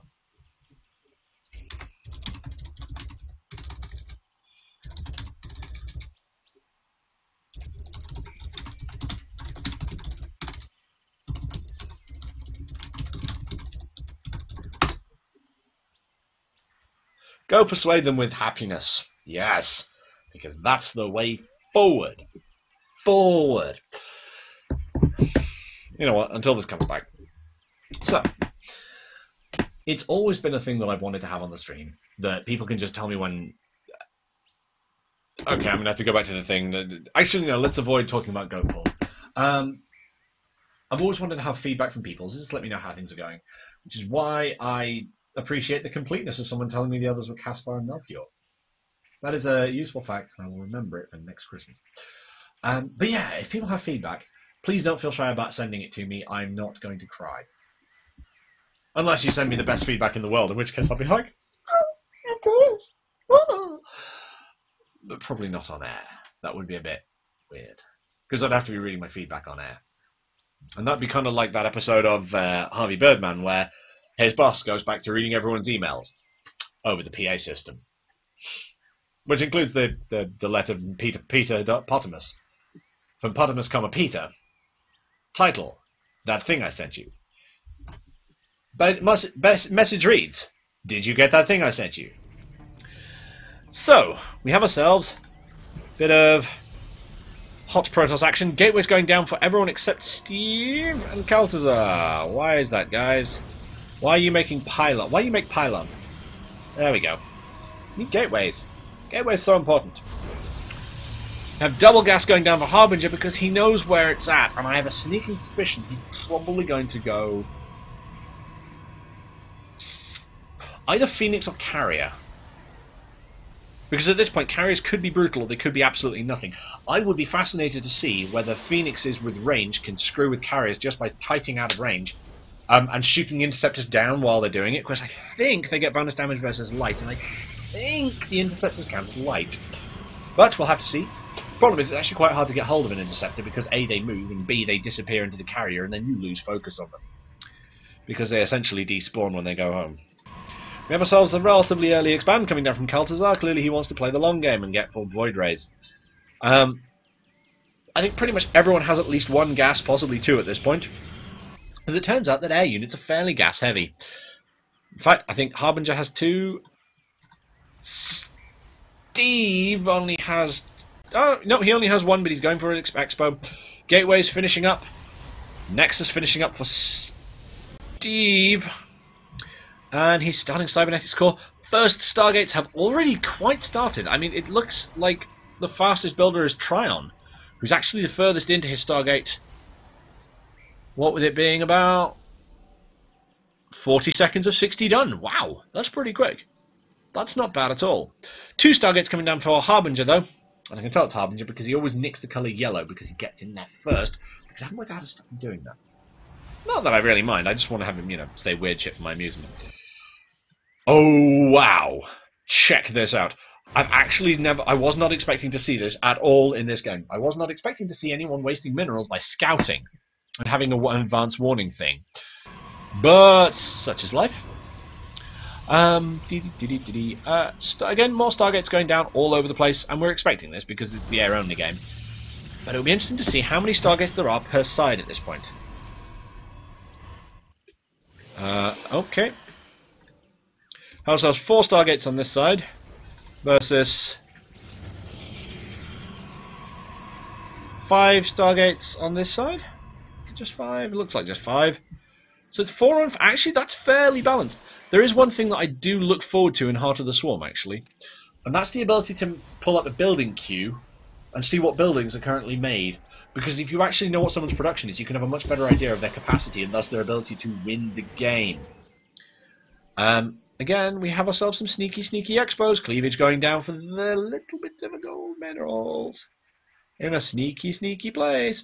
But he's not the only one. He, she, it, I don't know. Cleavage can be any gender. Steve going for gold. Tryon also having gone for gold, and they're now getting the minerals and presumably the gas from it. We have void rays coming down. We have air upgrades coming down for everyone. Well, no, for 3 players. For Nuktas, Tryon, and Kaltazar. See, this is one of the reasons also why I like 1v1s, because I only need to remember 2 names rather than 8. Oh well. More Stargates being planted on that floor. And the gas being more important than the minerals, I would imagine. Yep, we've got maxed out gas income. In fact, if we have a look at the incomes... Ooh. Oh, hello. There seems to be a bit of a push of Phoenix coming up here. Which won't last very long if their opponents catch them at it. Woof. Oh, incoming. Probe harass in 3, 2, 1. Bam. My computer is slowing the game down. Stop that. Void Ray comes in to try and wreckety-wreck their shit. Single Void Ray, however, is going to die, and he knows it. Harbinger's going to hound that thing like a hound from hell. +1 weapons finishing up. I'm actually quite surprised that the air units haven't come back again. Nuktas over his own base, getting killed in the face by Tryon's Phoenixes, and it's now turned into a Phoenix on Phoenix battle. Question is, will Void Rays be able to save the day? I heard the Phoenixes, they were shooting someone. Where have they gone? Right. A worker train to avoid the Tryon Phoenix. Oh, wow, that was a bit of a brutal attack. Cleavage and Tryon. Can't even remember if they're on the same team or not.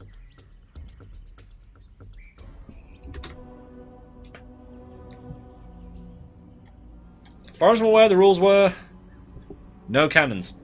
So, it's just a question of chronoing out air units and praying you don't die. Or, in Steve's case, being Steve and getting getting carriers, so you can go and murder your friends in fun frolics. It is going to take him a little while to get up the resources to have more than one of the damn things, but you know what? I don't think we should criticize him for that. He's making a carrier, and we should be proud of him for using such a noble unit. The gold minerals, sapped and saturated. Cleavage just getting gas at the gold minerals, and only getting 1 from each. There's only 1 assimilator being used on each side. And actually, this is one of those really fun matchups where if you lose, you know you lost because the other person was better in some way. It wasn't like, you know, build on a loss, or any of that stuff about the mono battles where if one person got Marine, one team got Ling Marine, you know, whatever, and you all got Broodlords, Mothership Core, not Mothership Core, Mothership, then you lose because you can't defend yourself enough. Oh well. But yeah, I'm genuinely interested to see. Let's have a look at the income tables and see why is Cleavage so low. Oh wait, because Cleavage is not mining any kind of minerals. Cleavage is mining a lot of gas. But then so is Steve, who has the biggest gas income on the map. Nuktas sending his forces out. Steve, Harbinger, defending that base, needs to chase those Phoenixes away, and is going to do so by sheer weight of numbers. Because El Nombre, he's got a magic gun. I am, however, interested to know exactly how fast Steve is going to be able to get these carrier numbers up to a point where the opponents can't do anything about it. And it's also interesting, again, that they haven't really got static defences as such, but they've got mobile... Everything is mobile. But Phoenixes can't do anything to this because it's not liftable. Bro, do you even try to lift with Phoenixes? Oh, he's running the workers away, and workers can outrun Phoenixes, but only just. Oh, an attack on the flanks. This could turn into a micro war, or it could just turn into who's got the more Phoenixes, and at the moment it's looking like Harbinger's got more Phoenixes than thou. The Void Rays turning up to try and wreck some face, and they're wrecking a lot of face. Tryon coming in to try and save the day. Tryon saving the day. Driving away Harbinger. His fleet in ruins. And it'll be interesting to see the difference in the upgrades between Tryon's Phoenixes, which are 1-1, and Harbinger's Phoenixes, which are apparently 0-0. I found that difficult to credit, given that even Nuktas has +1 weapons.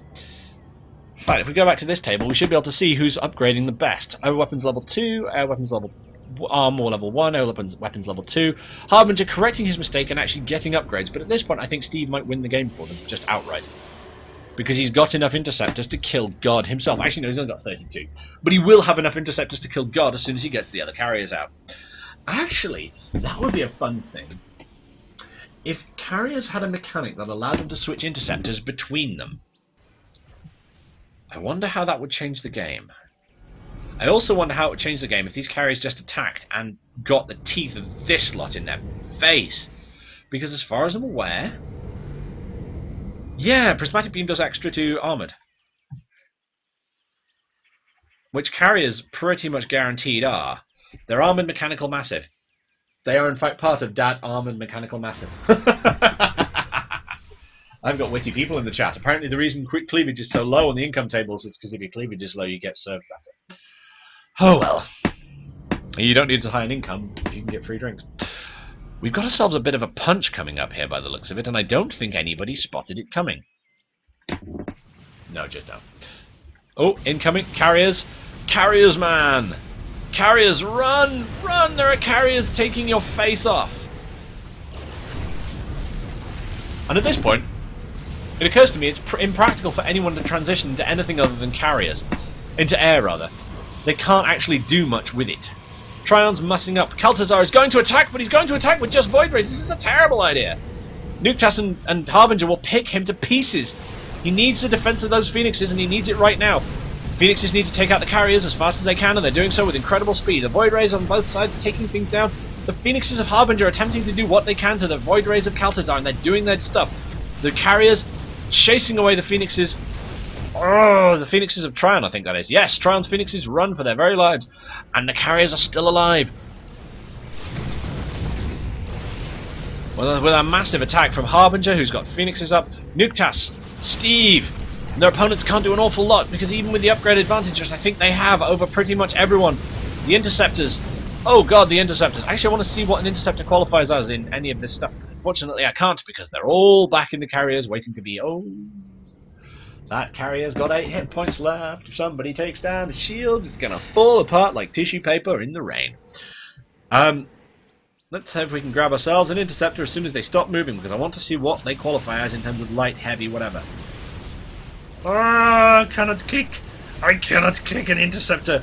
That's really irritating, actually. I want to know what Interceptors do and count as.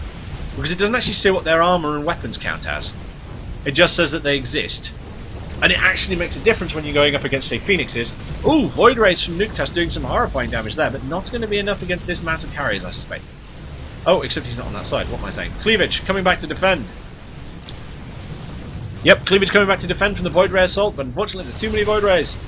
And a Phoenix Harbinger. Steve with the carriers. Steve with the Void Ray, apparently. Raising hell in the green base of Tryon. Unfortunately, I don't see him surviving the next 30 seconds, let alone the rest of the game. Unfortunately, having that many carriers in your face means that carrier burst DPS is horrific.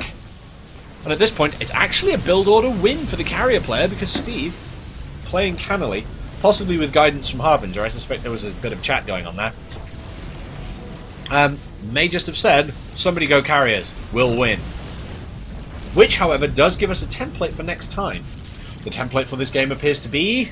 one player goes Phoenixes, one player goes Void Rays, one player goes Void Rays again, so 2 players go Void Rays, and 1 player goes carriers. Fleet Beacon was out. Anybody making motherships? Nope, at this point I have a feeling this game is over. Kaltazar getting himself some carriers out to try and do some battle with the carriers of Steve, and unfortunately he's outmaneuvered and outnumbered, I think. Currently Kaltazar's carrier is number 3 as opposed to the 15 of his opponents. I think he's going to lose this one rather handily. Tryon's been revealed, which unfortunately means he's got 2 gas geysers and a pylon left. Unfortunately it's not going to do him any good, really. And a bit of a face mauling happening down here. Cleavage's Fleet Beacon, which could have been the saviour of all if only they'd had it up in time. At this point, Phoenix is coming down to ravage this base and kill half a dozen probes. Kel'Thuzar GG's because he's seen the way the wind is blowing. He takes down... Well, his base is completely destroyed by the combined carrier force. And at this point... Oh, wait. Who's still left in?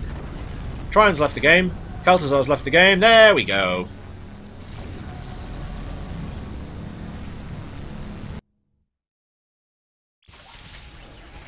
I'm not sure who won that.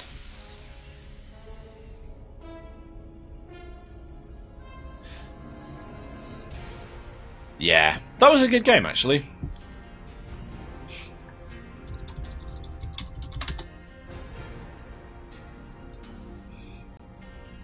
So, that was pretty damn good. I'm quite happy with the way this game's going.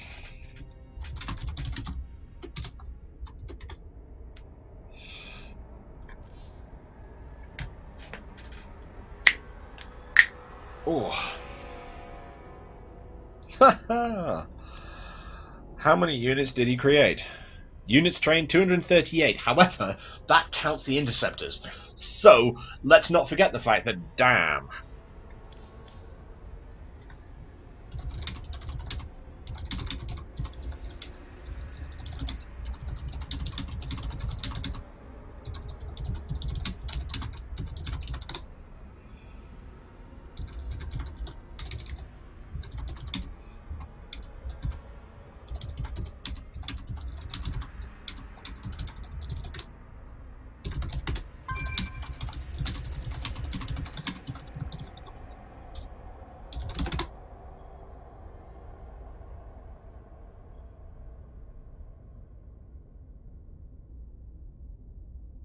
Apparently nobody thought to make motherships.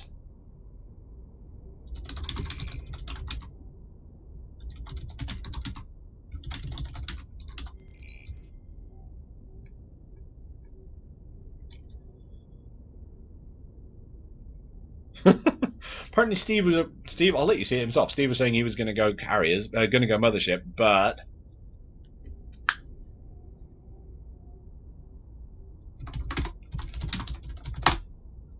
so, oh yeah, cow level. Do I still need to be in the cow level? I don't think I do. I don't think it's worth it.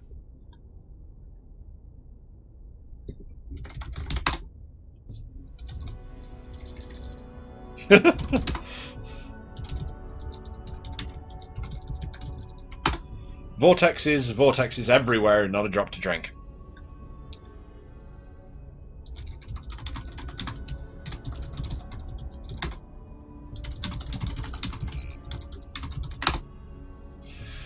So, let's see, it's 9:30. We've actually been playing games pretty much solidly for about an hour and a quarter now. So,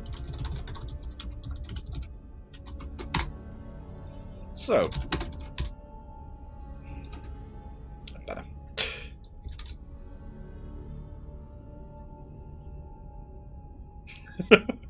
Apparently the concept of Mothership Micro is fascinating and terrifying and funny.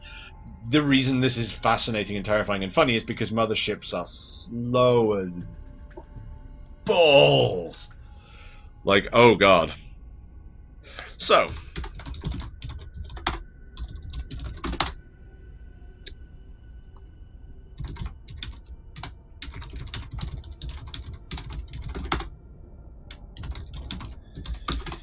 trying to remember where that thing was that. Oh, apparently the finals of the SC2 Improve Weekly are on. I'll have to catch that later, I think.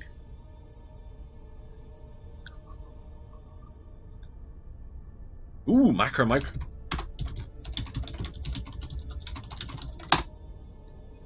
Macro could be good.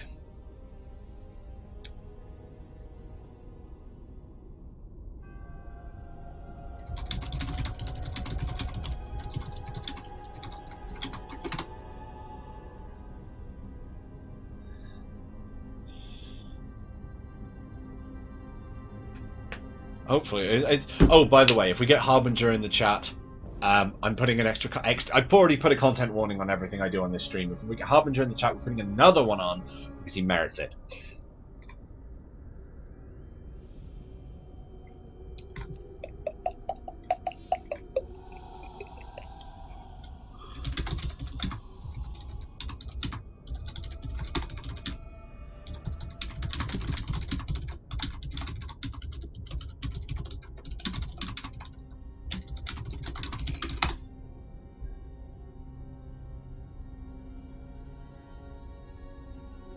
Righto. Just warning you, Harbinger can be a bit of an asshole sometimes. Righto. Let's create a peep mode. For those of you who don't know what peep mode is amazing and allows you to have multiple games on the same map without having to get out, reload. It's really annoying when you have to do that. So what we don't do is that.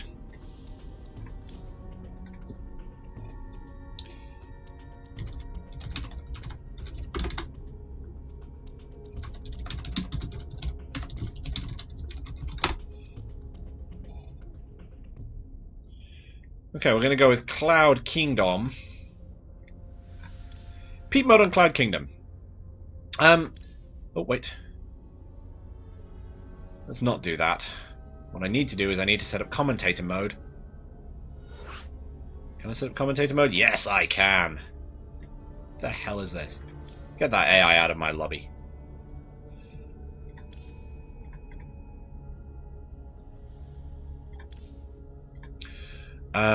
Okay.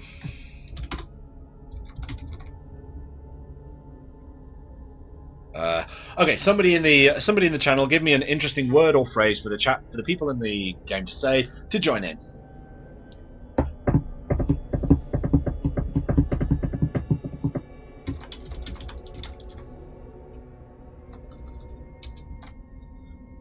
I'm going to let you guys choose this because it's more fun that way. I'm getting in that community interaction. See? Good. Frap. Okay, I was gonna say, have you accidentally typed in fratage when you meant frottage? I don't think that meant. Well, okay, no. If you haven't meant frottage, then fair enough. And yes, I do know what it means. If I had glasses, I would look down my nose at you. Deed.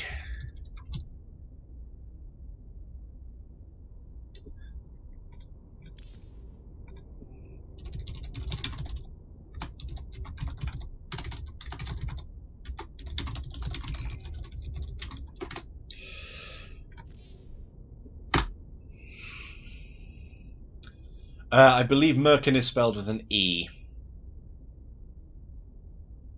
And of course, Harbinger is pending. So, well, congratulations, chat. You've got them saying it. Apart from Steve, who's all about how he's sexy. Which, you know, from a certain point of view.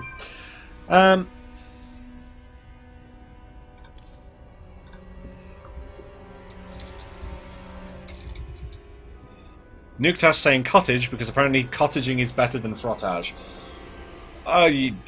No, not even touching that.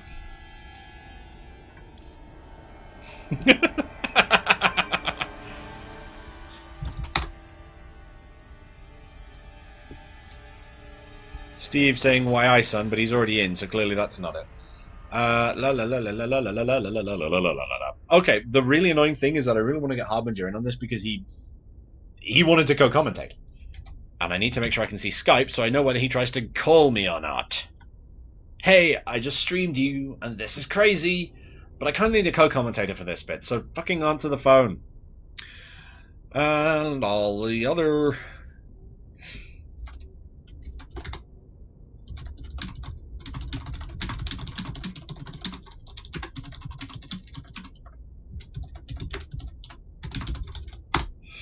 Yeah. Why am I showing you all that shit? You don't need to see that. Nobody needs to see that. Okay, so we have apart from...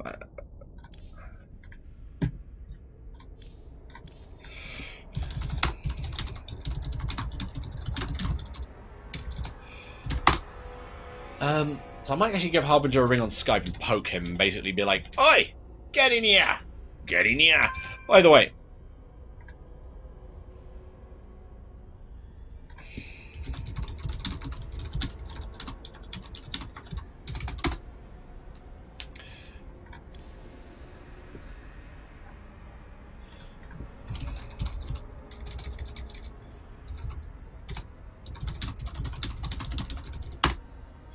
Right.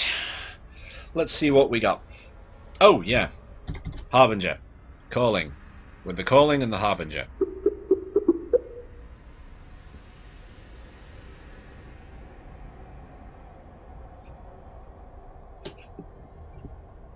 No, let's not do that.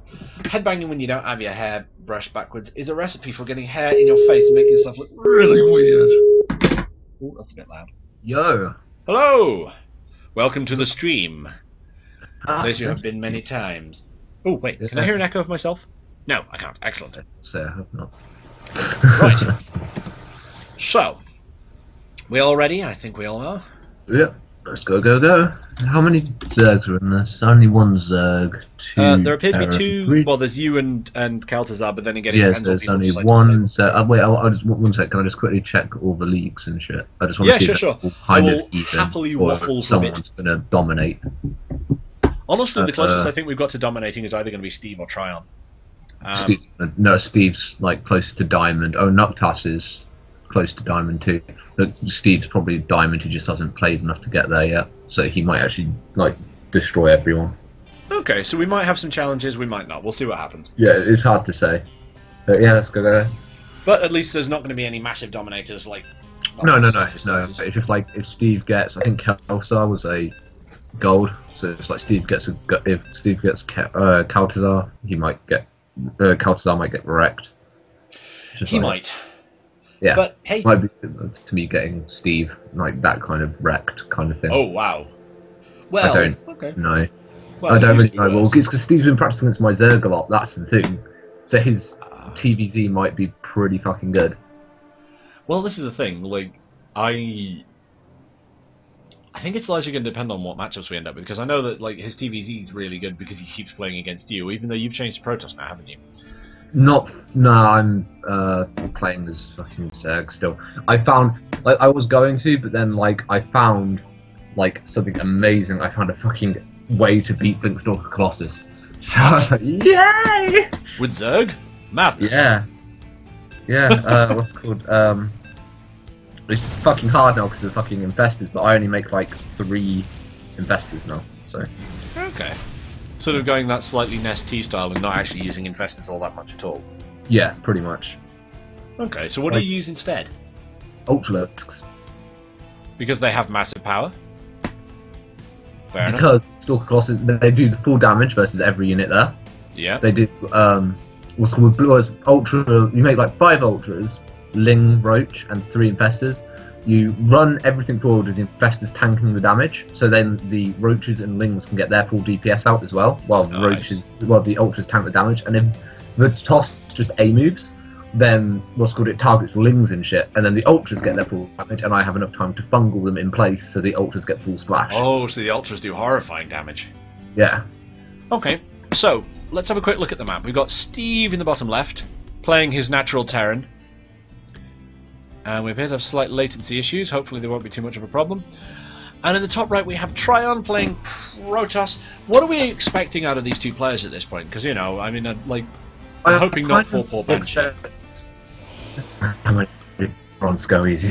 Steve, you liar. Well, I don't expect anything too crazy. I mean, Steve has been practicing a lot of elevator play recently.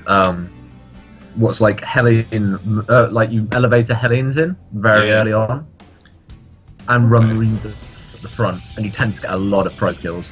He was practicing that against my Protoss a lot, but because he doesn't really know Tryon's style that well, I'm guessing he might just play like ultra safe, just to go 1 Rax Expo into like MMM as always. Okay. With Tryon, I kind of expect the same. It's because you know, against an opponent you don't know, you don't want to like do anything too risky. So he probably will go standard 1 gate expand into robo play, or if he's feeling kind of cheesy, maybe into DTs. Okay. Interesting point. Steve has put gas down already. So he's not doing a standard 1 into 3 expo. Nope, if he's doing that, he's doing the elevator play. Nice. So we'll get to see how it works against a Protoss that probably isn't going to see it coming. Yeah, and you see, here's what I told him to do. This was to wall off instantly with 13 depot, because if you can't scout while you get a bit suspicious, you have to rush that, and have to rush that robo to see shit. Yeah. Gonna not get scouted, and you're gonna be able to just do whatever the fuck you want with your elevator play. And yeah, because well, like if I see someone's going like this kind of stuff, I'm just gonna go right. Stalker's done. Yeah. Right, and you get the stalkers down and you the just medevacs spread the die. shit out. Wait for you just kind of like plot them round. Like if you see where the third is near the gases of your main. Yep. You put your stalkers there. You put some at the entrance, and then you just kind of leave them there. And then if the medevac comes close, the stalkers automatically fire and kill them. If the marines run up, again, stalkers fire and kill them. Because you're not going to have that many marines at this point. It's like 10, so like 4 or 5 stalkers will kill them quite easily. Especially because they'll have the ramp giving them a few shots before the marines can even see them. Yeah, exactly. It's not pleasant. It's really easy to deal with if you see it coming, but really hard to. It's not hard to deal with, but it's like it's a pain in your ass to deal with. Yeah. Because Steve throwing down that second gas. We've got ourselves a chrono boosted to hell warp gate research coming out of Triumph, so presumably he's considering some kind of pressure. Oh, he's going 1 gate robot. 2 yeah, gate it's robot. because he's doing the Immortal Sentry 1 base all in versus 10. Does that work? I thought that was an anti-zerg. Oh no, that it's like you get like 3 Immortals, like 5 Sentries, and a shit ton of Zealots, and like you focus Vargas and shit and you break them.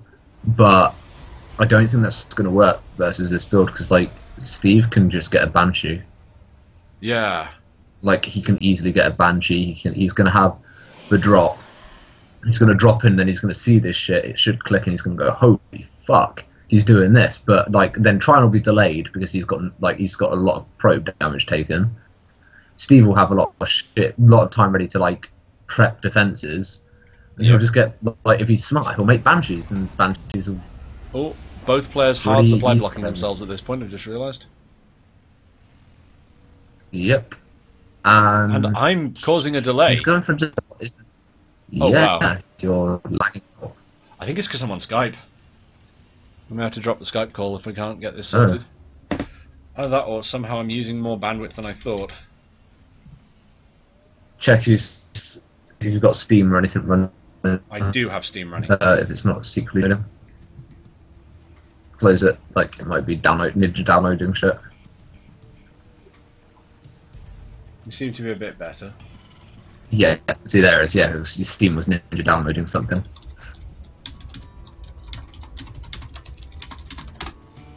Right, oh, interestingly, he's got the first medevac coming out, and he's got the Marines walking across the map. Yeah, that's it. He's going to poke up the front, and he's going to do that. And no, apparently he's just doing a. Apparently, I should say, if I can speak. Tryon is just doing a really overly safe build. What's gonna work out this time, because Steve's like doing this kind of stuff, but it won't work out again. But that said, Steve looks like he might be going to a 1-1-1. So That is kind of fun. That said, I mean, he's got the Marines walking up. He's got the medevac full of, well, mostly full of Hellions. He's going to do some wreckage on this mineral line. Yep. That's 2 workers killed already. And he runs his Marines up, but he's not running his Marines up. He could. Oh god, lined up, line! Oh, He's lining them up! Oh, but he's not. Bad micro, bad micro! Oh god, don't line them up like that and then bad micro! He's A moving, that's what it is. He's A, like Steve was A moving. Yeah. So targeting the sentries. But and he's not focusing with his Marines. Like, he could have run down and killed the Nexus. Like, he seriously could have it. He's now spotted the Immortal Sentry all in. Yeah. Unfortunately, It's not. It's just like something weird. But this is what I mean. It's like Steve could have. Yeah, he should have used the Marines. Yeah, there it is. No, it's too late. He should have just even take the shields off that.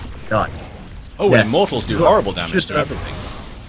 Yeah, what he should have done, if he was smart, he would have run his Marines up there, gone, like targeted and fired that down, because he'd have at least got hull damage while attacking this. Yeah.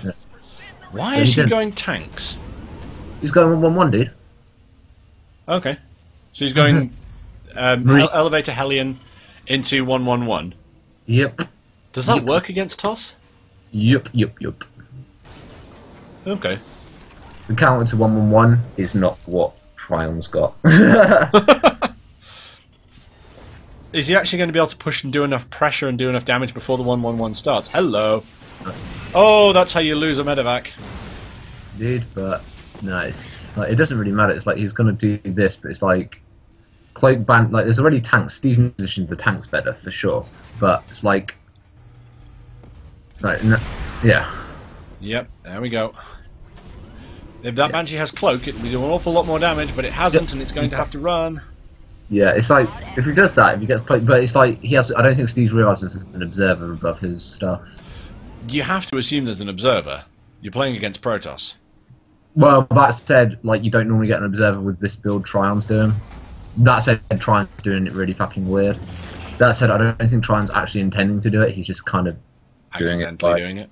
See, yeah, I think he's like he was playing overly safe, then saw an opportunity. Okay, now Hello, it's dead fucked. observer. Nope, now it's kind of fucked. Don't worry, Nuktus, the same thing happens to all of us. Except for me. Oh man, dude, are you telling me you're like top 3 control in the world? Oh, I'm totally top 3 control, man. Top 3 control. Why is he leaving that Banshee there?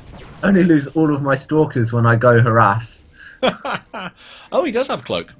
Fair enough. Yeah. And now he's going to be able to. If he was smart, he'd target fire down the sentry. But Steve is not being smart. Oh, he's target fire. I don't know. Target firing the Immortals. They do a That lot can work of out. damage. That can work out because they tank a lot of damage. But it's like I personally would target fire a full energy sentry. Ah, right.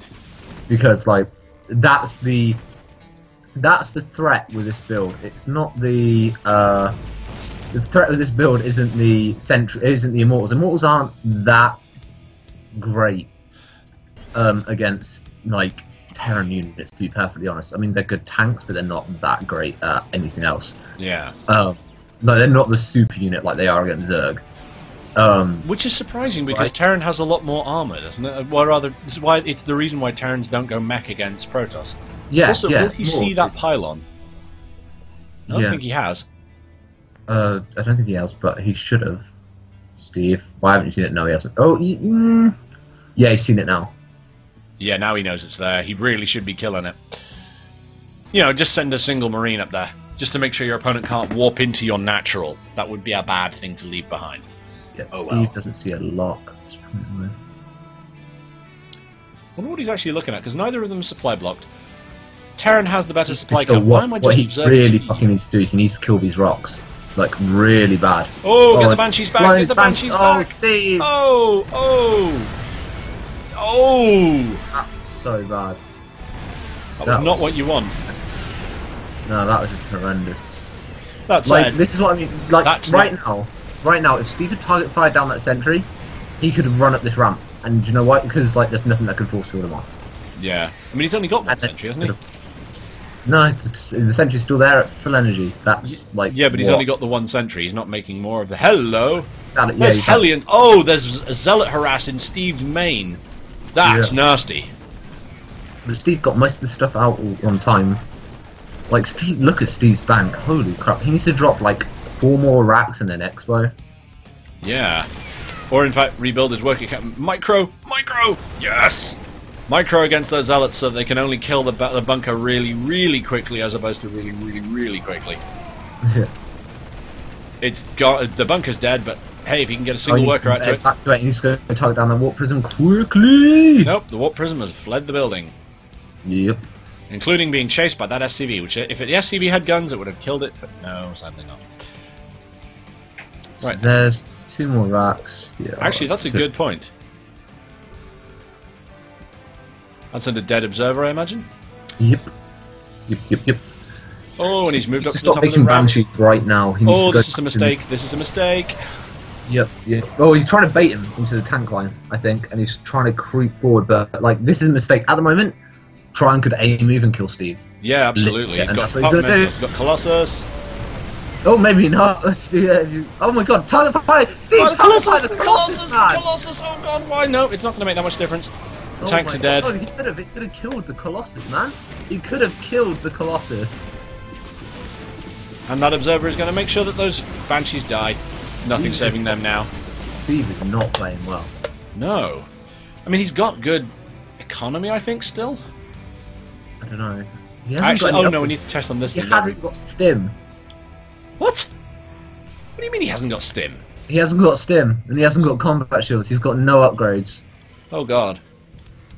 And his resource collection is actually worse than the Protos's. Yeah, he's in a lot of trouble right now. Like, I have a seriously. sneaking suspicion that resource management is no longer his Ready? issue. I think surviving is a problem. Yeah, I think like Tryon, unless he cocks up horrendously, can't lose at this point. Yeah. Actually, That said, interestingly, he he's should be... Would Steve be better off making Vikings than Medivacs? And he's finally getting stim. I don't know. It's hard to say because the Vikings can also pick up that warp prism. What he knows is still on the map. So I'd probably say yes. Actually, he might be better off, but in a way, Hello? no as well. Because one Colossus isn't a big deal. Oh, there's another Banshee thrown away. Yeah, Ooh. one Colossus isn't a big deal. It's when they get to like 3, it becomes an issue where you need Vikings. You can kill just one Colossus with a good spread of Marines. But you need a really good spread. Yeah, but it's doable. Okay. I mean, Bomber does it. Bomber just, if he sees like 2 people, if he sees like 2 Colossus, he just goes, right, I'm just gonna run into it and kill it. If he sees 3, backs off. That's fair. Yeah. I know Bomber's TVP, by the way, because like it's not a TVP obviously in the matchup I go into as a Zerg player. The only reason I know it is because of what's called Fish constantly harping on about Bomber. Right, fair enough. Also, it does interest me that Tryon's pulled back, and I'm not sure why, because I was fairly certain he had this. I'm guessing he doesn't realise how much Steve has. That's the big issue. Like, Yeah. this is where you can tell Steve is in general the better player, but it's like it's at such a time. It's not. This is a bad problem. Steve needs to put guys on gas because he needs medevacs and he needs combat shield. What's he making at the moment? He's making Command he's center making death. stim. He's got 4 seconds for stim. And he's gonna have stim, and then like Steve's somehow gonna win this, and I fucking know he is, and it's bad. Actually, that's interesting. He has 1 harvester on gas and his main. Yeah, it's because he's trying to catch up his mineral income, but he's like, and I think he must have just like control clicked all his SCVs from his main that were idle, and yeah, it took off some off gas. That kind of makes sense. Yeah. Oh, Protoss going for Templar Archives. Oh, I'm being knocked on. But that's a bit. Because I'm in the process of dyeing my hair, I thought you'd want to laugh at the fact that I look like a tamarind monkey. Because the bleach didn't quite work. Oh! Should Well, there are worse probably looks. Stream. I should probably turn the stream on. Is her hair green or is it orange? If you want to laugh It's at orange. Ah. I would go and change it. I know a girl who tried to bleach her hair once and it went green somehow. Or was it black? No, it was black from blonde and her hair went green. Right. That's... No. Okay, see you later. Shadow, it could be worse. Orange isn't that bad. Again, like dyeing your hair black from blonde, it was blonde from black, and her hair went green. I have a Like- feeling it was attempting to go blonde that would make it go green, and bloody hell, Steve's pushing out. And Tryon knows it now because his charge lot just got murdered. Yeah, but Steve's got Tryon's got 2-1, and he's got 2-2 on the way. He needs to drop another forge. Oh, There's no get the warp prism out of there before it gets killed by Stim Marines! No! That warp prism is history. Yeah, like I said, Steve's somehow going to take this back, man. Like, because he's like, no offense to Tryon, but it is because Steve's a better player, and like Tryon didn't press his advantage. That's literally what it comes down to. Tryon didn't press his advantage, and Steve's now going to get ahead. Which is interesting because Steve presumably had the game sense to know that he could come back from this. Even though Tryon has Templar, Tryon has Sentries, he's got Colossi, he's got 2 Colossi. So far behind on upgrades, like it's going to be fucking hard still. Like, oh, Colossus, that was a dead medevac.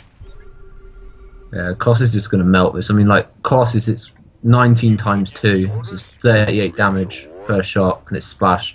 That's going to like 2 shots. Yeah, it's going to 2-shot Marines, man. Hello, we've got Special ourselves a zero. bit of drop harass going on here, but then a couple of stalkers in the right place have seen to it that this is going to go nowhere. Yeah. This And is Steve is pre-splitting. good. Not fucking last. He never does this versus Zerg, and then he loses everything to Bangs and complains. It's really, really annoying when that happens. Oh yeah, no, I understand that, but it's like you should Yeah, like, yeah. always. Oh, hello. Steve is pushing out with a side assault that's going around the bottom for some reason. I think he's going for a pincer. That's good because then he can get the flank and he can like, yeah, no, that's really good because then he can't get blanket stormed, and then he can like focus fire down everything. He's got a lot of sentries. Trion's still got Trion's got 5 sentries. Holy fuck! That's a lot of sentries And for this late in the game, isn't it? 7 High Templar. Yeah, which are all filling up on energy. Oh, that's gonna be so many storms. Yeah. Like in Steve once again, like it's 24 minutes. Steve is always late with his Ghost Academy. Always late with his Ghost Academy. Oh, a couple of charge slots just bit it hard. Yeah, this is no exception. Oh, Steve's doing the right thing though. Now he should run up with the other ball, and go for the nap, but he's out of position, and that's bad. Target fire down, Steve. Why is he A moving? I don't know why. He's losing the forces on the low ground because it turns out Colossi. Storms! Oh god! So many storms. The Colossi will probably die. No, the Colossi are not going to die. Nope. So much storm. Like Steve was just A moving, dude. That's what it was. Steve was A moving. There's another storm going down there. Those medevacs are probably going to get taken out if he's not careful. Oh, that's not what you wanted. That. Steve A moving, man. That was literally it. Steve just A moved into that. And now he's put his forces in exactly the wrong place. Oh god! Again. It's like, why would you do this? I don't really understand. Like, I don't understand his reasoning behind Again, this. at this It's point, like, Trion can just A move and win now. He can actually just A move. Yeah. I think Trion realizes. He's going under the space shark. He's catching up though. This is the thing. If Trion didn't do this, like Steve would catch up and win. But it's like. He's going Potentially, but it's like Trion's the... too far ahead. He was too far ahead, man. He was too far ahead. That said, Steve's make a good fight of this. It's actually been a close one. Yeah. I'm not denying that, but it's like Trion was too far ahead. I thought Steve might be able to take it back because he like Trion just left him be, but I don't know. Well, let's see how fast he can kill a planetary. Steve just A moving there is what cost him this more than anything. An interesting note for Trion is that he has three observers in exactly the same place, and I'm not sure why. Oh, Vikings taking the pot shots at the Colossi and getting shot down for their troubles. Yeah, again, I think, right, in all seriousness, if Steve had run in, sniped the Nexus, while having the bottom like chunk of army in position and run in and snipe the other Nexus, he would have been in such a good spot. But because he A moved rather than sniping. He A moved, yeah, he didn't get it, and then he could have saved all his army, forced Trion to all in, and then he'd have won because Trion's got no forward pylon. But I don't know. Oh, I don't know what he was thinking. Also, it'd be one thing. Oh, that's a bad storm there. You don't want to storm your own units. Yeah, it doesn't really matter at this point. True. Although, I mean, if he'd pulled that repair earlier, maybe it could have. I have to admit, I did have a game recently against Protoss where repair saved my life. Yeah, the repair's fucking amazing, dude. Because I managed to keep two bunkers. One of them fell, the other one didn't, and I just had enough stuff in there to. Oh. Yeah. Okay. Yeah. I had enough stuff left in the bunker to just beat down the stalkers that were left after the sentries died. Yeah. Steve regame. Steve's gonna play serious, and Steve's gonna stomp if anything's to go by. No, it's just like he didn't really macro behind that. He never macros behind that, and he went into another all in. Was kind of weird and. Oh. I don't know. Kaltazar versus Trion. This will be interesting to see because there's like 2 types of TOS and 2 types of Zerg in PvZ, and there's the TOS who fucking loves PvZ and will never lose, and the TOS who hates ZVP and will never lose, and it's the same with Zerg, the Zerg who loves ZVP and will never lose, and the Zerg who hates ZVP and will always lose. Okay. It's literally that. It's like it's a Marmite matchup for both races. It's like you either love it or you hate it. Okay, so what are we expecting to see out of these guys? I mean, as far as my limited knowledge is, we're seeing the Forge Fast expand out of Protoss, and then move into something else from there. And a hatch before pool. No. Pull before hatch, otherwise you just get cannon rushed and die. Fair enough. Of course, that's the Protoss version of.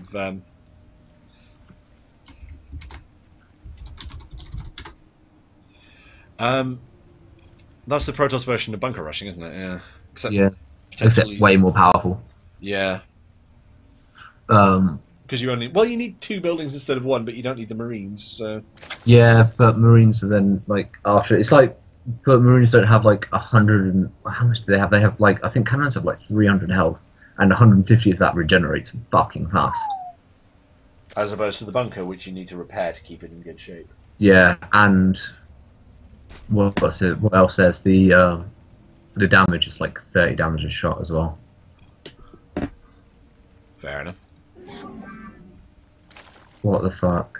I thought you were doing. That's not a good start to your game, is it? No. If he's drone scouting and he knows, yeah, if he knows, but no, honestly, trying to just GG. Like, if he's not comfortable doing something like this, and he clearly isn't, like, just GG, regame.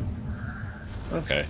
Because, like, at this point, if a Zerg, I don't know if Kaltazar has a lot of experience in this, because, like, he's only gold. But if, like, I see something like this, personally, I go, right, I grab my gas, I do my pool, I drop my gas, I get my second hatch, and then I just ling all in them. Because at that point you can. Yeah, well, there's nothing they can do to hold it. Like, if a TOS gateway expands, they can't hold a ling all in. Because they just don't have the damage output to stop it? They just don't have a wall. Fair. Like, they don't have, yeah, it's more than that. It's like, they don't have cannons what can do DPS. They don't have, like, wall what can, like, filter shit in and stop it coming in. There's a lot, like, on it. Like, he could, like, potentially just force field off forever that ramp, but it's like, at that point then, well, you're on 1 base versus Zerg who's now probably got 3rd. And they're probably taken to Roach or Muta or whatever, and you're going to be in a lot of trouble. But it all depends. Like, it depends on if Kaltazar has the experience to know this. And judging by the fact he hasn't dropped gas, it's clear he doesn't have the experience to know this. He has, however, got a couple of lings out that'll get rid of the probe that's running around his nat. But... yeah, but it's like, it's handy to know this kind of stuff, you know. Like, yeah. It did take a while for me to figure it out as well. It's like I didn't know this when I was like lower level, like lower league player. But it's something you gotta have in your arsenal. You gotta have those like ling attack, like ling or limbs and ling bling or limbs. And Tryon has now walled himself in. Yep. Okay, it's a soft wall because it's got a Zealot in it, but yeah, still good. Well, really, he shouldn't have dropped the forge. Like, he shouldn't have dropped these in that location. That's just silly. He should have dropped the pylon on the low ground, then walled in from there, and then taken them like with like 2 gateways and a forge, and then gone and put the nexus down. So yeah, look, he's just throwing away his thing. It's like, for some reason, look, he's fucking placing a spine crawler. Why would you place a spine crawler? I imagine he's expecting some kind of pressure. Yeah, but it's like, this is what I mean. It's like, it just shows the inexperience, like, to not know what's happening. I mean, not know that he could have won already. Yeah, if you see a TOS do this, you just go, right, fuck it, ling or lim, done. Like, because a ling or lim will be a 4-gate, a ling or lim will be any form of robo play. The only thing a ling or lim won't be is ling or lim will be a 1 base play. Ling or lim beats every TOS 1 base play to my knowledge that I can think of, apart from DTs. But then DTs, it hits at a certain time where you're like, holy shit, I know what's going on. Yeah. At which point, spore crawlers. Yeah, well, it's not spore crawlers, you just tech to lair, like, behind it. You just don't pull off gas. Can I just point out, by the way, this, like, the ling or lin hits 20 seconds ago. And what does Tryon have? A Zealot. He has a Zealot. And he doesn't even have as many workers as his opponent. And he doesn't have Warp Gate. This is what I'm saying, like, if Thingy had known, he would have just destroyed this. Like, not even a challenge. Okay. Instead, he's turtling. He's playing an outdated style. Which actually looked kind of risky, because the Zerg... Actually, I was kind of expecting Zerg to have expanded to a 3rd by now. Yeah, you'd think, but again, he's playing overly safe, and I think I know what he's doing. Like, Is I think he I going get. two-base muter or something? Oh, he Yeah, hasn't got enough gas for that. no, but like he will do, and as soon as he gets that, if he gets his lair now and then drops 3 gas, that's 2 base meter. But his hit's really late. I don't know what this guy's doing. And actually, and also he might be just doing. I think he might be listening to the stream, but he's got a delay or something, or someone's told him what I've said because now he's going for a Ling all in. But it's too late. It's too late. Going for double Evo chamber, which is an interesting. This doesn't make sense. Like this build just doesn't make sense. Like, and now he's going lair double Evo. It's like you don't need to get lair unless, like, with that, if you're not taking gas now, you don't need to get lair. Hmm. Like, because you can wait, get your upgrades a tiny bit sooner, and then you get lair when they're halfway done. Yep. And here's 3 gases at once, but Oh, no hello. third. Okay, like, this is bad. The only reason this works, by the way, is because Tryon hasn't fucking walled. That is why this works. If Tryon Rather, it had hasn't worked because he's pulled back. yeah, but what I mean is, like, if Tryon had walled, this would never have been an issue in the first place. So you're saying he should wall off his natural as well? Yeah. Well, he didn't need to wall off, like, his top bit there in the first place. He just didn't need to do that. Like, Yeah. he should have just gone, oh shit, I fucked up a little bit. Right, gateway, Pylon Cool. on the low ground. core on the low ground, double gateway on the low ground, done. And then forge as well, like in the main. Oh, And- hello. Zerg's putting down a couple of spores. I think he thinks BTs. Well, got rid of the observer. Yeah, no, that happens too. He's making too many queens as well. Really? He's got 4 queens. Presumably one for each base and 1 for 2 for creep spread. Oh no, Yeah, 1 for each and base you- and 1 for creep spread. You don't need that for ZVP though. Okay. Because, like, 1 observers just destroy creep anyway. 2, like, I mean, don't get me wrong, creep is fucking good. But it's like, observers destroy it anyway. So Yeah. you shouldn't waste the 150 minerals it puts you behind on a 3rd queen. Like, what you do is you go, right, like 15 hatch, like 15 pull, 16 hatch, or, yeah, about that. And He needs like to finish that hatch. wall in. Yeah, it goes like 21. Oh yeah, now he just holds positions this time. Yeah, you go like, what was I saying? Yeah, it's like 15 pull, 21 hatch, 15 hatch, 21 hatch, and like you make a queen at your main, a queen at the nat when the queen at the main is done, you make another queen, and like you send that queen down, like spreading 1 creep tumor as it heads down to the 3rd, and then Yeah. you spread that creep tumor the whole game. Because you can, really. Yeah, I'm interested to see what the unit counts are going to turn into because Colossus is coming out, and it's basically a Ling. Well, look at what he's got. He's got like, look how much he's banking. Oh Jesus. god, his bank's enormous. Is he I don't- definitively going for 2 base meter? No, he's Or not. 3 base meter rather. He's getting a lot of He gas, is. but He is, but it doesn't make sense. Like, it's too late. He's missed the fucking window. It's like, look how many stocks he's got. He just goes, if Tryon scouts. Like, no, right, okay, right. Let me put it this way, right. At this point, when the mute is hit, Tryon go fuck it all in, and he'll win. Cause either of how- that or he'll just warp in some stalkers and win. Oh no, they're both supply blocked. Yeah. But Do you want to know successful- the really fucking hilarious thing? Like, I know this is a bit of a weird game, but I'd have either won this game. Like, I know this is saying like, I'm fucking good. Now, I like at this point, right? I'll say it for a fucking benchmark for a say this is a normal game, right? Hell, say it was even this game, 114 supply at 13.5 minute mark, unacceptable. You should be nearly maxed out. what, for both armies?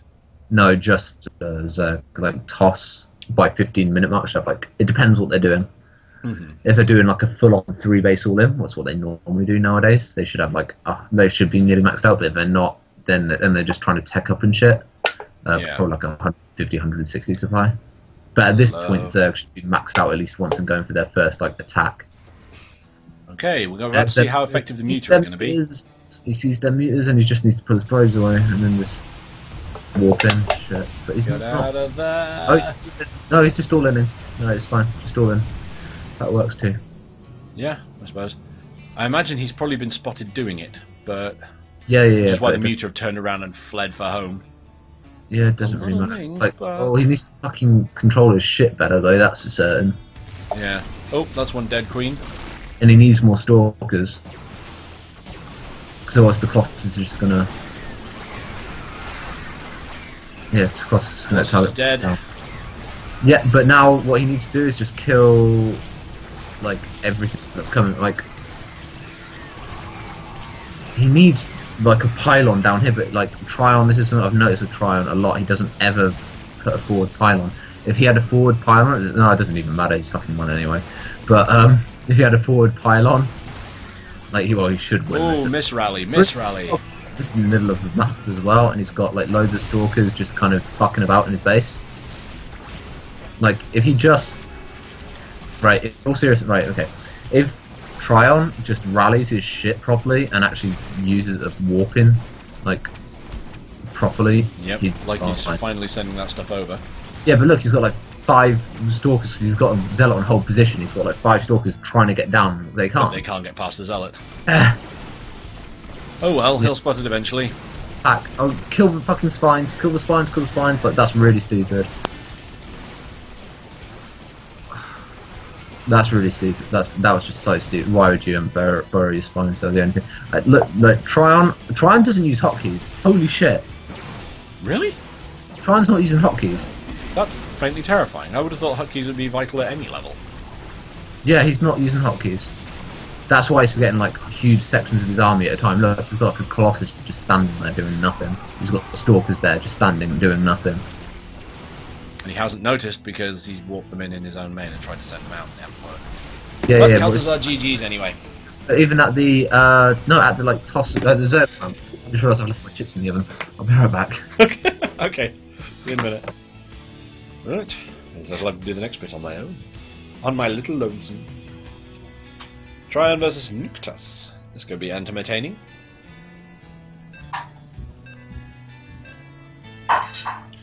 Dark Templar versus Ghost. An entertaining matchup. Best of times. Because it turns out that EMP gets rid of the cloak. Or in this case it doesn't need it, because apparently ghosts can see in space. Or they can breathe in space, one of the two. Nom nom nom. And yes, to confirm to the chat, Merkin is spelled with an E. Right, in that bottom left, Nuktas taking a really long time to get his stuff started. Needs to get on that. And in the top right, Tryon playing that Protoss game. By the way, just in case I need to say it again, anyone who's playing and in the chat should really mute the stream and not watch it. That would be good. Trusting you guys. Turns out I can't trust you, I'll have to put a delay on the stream, and nobody wants that. So, in that bottom left. It's alright, Kel'Thuzar.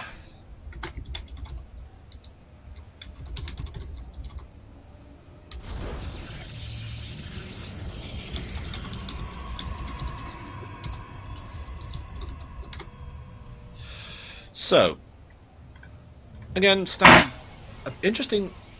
I think he's PvT. You can do the pylon on the high ground. So at this point, I'm trying to work out what I'm expecting out of this, because I know that Nuktas. Oh, I'm trying to remember what he did in the last game. Was he the one who tried the Hellion elevator that didn't quite work? Single gateway goes down for Tryon, who is now going to go and scout by the looks of it. So he's going to have more information than his opponent, who's gone racks, 1 racks, presumably standard 1 racks into 3 racks. He's not walling off, which is, well, it's a choice. I mean, he gets better resource gathering by not having the transit time up here. And the barracks is far enough away, but not too far enough away that this worker can't immediately be rallied back to a mineral patch at some point. I'd be interested to see exactly what happens with that. I really wish I'd had something I could tie my hair up with. Bugging me. Right, let's try and spike it. Yeah, we've got some gas going down for the Protoss player. That usually just means that they're making something predictable like Warp Gate and they need the gas for it. Terran looks like he's about to expand. Should be interesting to see if he does, because it's at this point he could in fact go Expo before second supply depot, which would give him a slight economic advantage, I guess. Hello, you back? Oh, Marine chasing that thing away, but he's going to see the command center on the low ground, which is put down before the second supply depot before he leaves. That Marine going to wall things in. Cybernetics Core finishing up for the Protoss. Going to see some Warp Gate almost certainly start immediately, because it turns out that Warp Gate is really quite important for Protoss. Plus the Chrono Boost, he really wants to get that out. But actually, he's not 4-gating him, is he? No, I think he's got too much gas for 4-gate. Terran's going to see everything he needs to see in his opponent's base, because it turns out his unit count is... His unit count is no military units at all. But, because of the way this works, the mineral gathering is actually better for Terran, even though he's got fewer workers. Because mules. Imber. Lol, lol, lol. Right. Second base down for the Terran, which is really going to start helping him economically in the non-too-distant future. I'm kind of expecting at some point either... Actually, I'm just expecting an Expo. Because if Protoss doesn't get one down soon, he's going to get out-macroed really quite hard. It doesn't also help the fact that we're 5 minutes into the game and he finally has a Zealot. I agree with this message so far. Yeah. That's not a lot of military at 5 minutes. No, I think he's doing the weird Immortal build again. He's doing the he's going for an all-in. Like, it should be clear to, like, again, I don't know if Noctis has got the experience or not, but it should be clear that, oh, holy shit, this is an all-in. And also, like, to be fair, he should have gas. seen this earlier, because Steve beat it back. Yeah, but it's like seeing, what's it called? It was like, what was it? Seeing just double gas, like that early before a Nexus, lets you know it's an all-in. Well, the thing is, I mean, he didn't just see double gas. He saw basically everything his opponent had. So it should have told him quite a lot, assuming that he knows what that means. I mean, he's got a bunker down, and it's alright, I guess, but I don't think it's going to help him that much. He's gone one direction. direction. Observer again. I don't know why he's getting an observer. That's not part of this build. Because it delays you. Like, it just delays you. Which might give his opponent enough time to counter it? Not counter it so much, it's just like, it gives him, it just delays the push, what, like, makes your opponent stronger. Anytime you go for an all-in like this, you need to make it as clean cut as possible, because the earlier you hit, the stronger you are, what the weaker your opponent is. Ooh, interesting. I have a feeling that Nuktas is scouting around for proxy pylons. He just sent a Marine to the back of his own third. Which would be a really good place to warp in, if there was a thing there. Little does he know that he's actually going to stop one. Pylons. He actually is going to put down a proxy pylon right next to that Marine. For the first time ever. Yeah, I know, right? But no, I think Nuktas is actually going to see this pylon, assuming it even gets built. Yeah, it's going to get built. It's not going to do much, though. Oh, that was quick reaction times. One forward pylon foiled. Damn. I wonder if he can work out what it was. Because it was unlike to... Well, it's unlike to be a scout at this point, isn't it? Oh, and the pylon is made... No, it depends. It could be just a Pope see who's taking his third. Now it's about a time for a third. What, for Terran? Yeah. Okay. 7:30, dude. Third. Fair enough. Okay, we've got a 1 Immortal, 3 Sentry, 1 Zealot, 2 Immortal rather, 3 Stalker army heading across map to meet up with the proxy pylon. Just push it so late. Holy crap.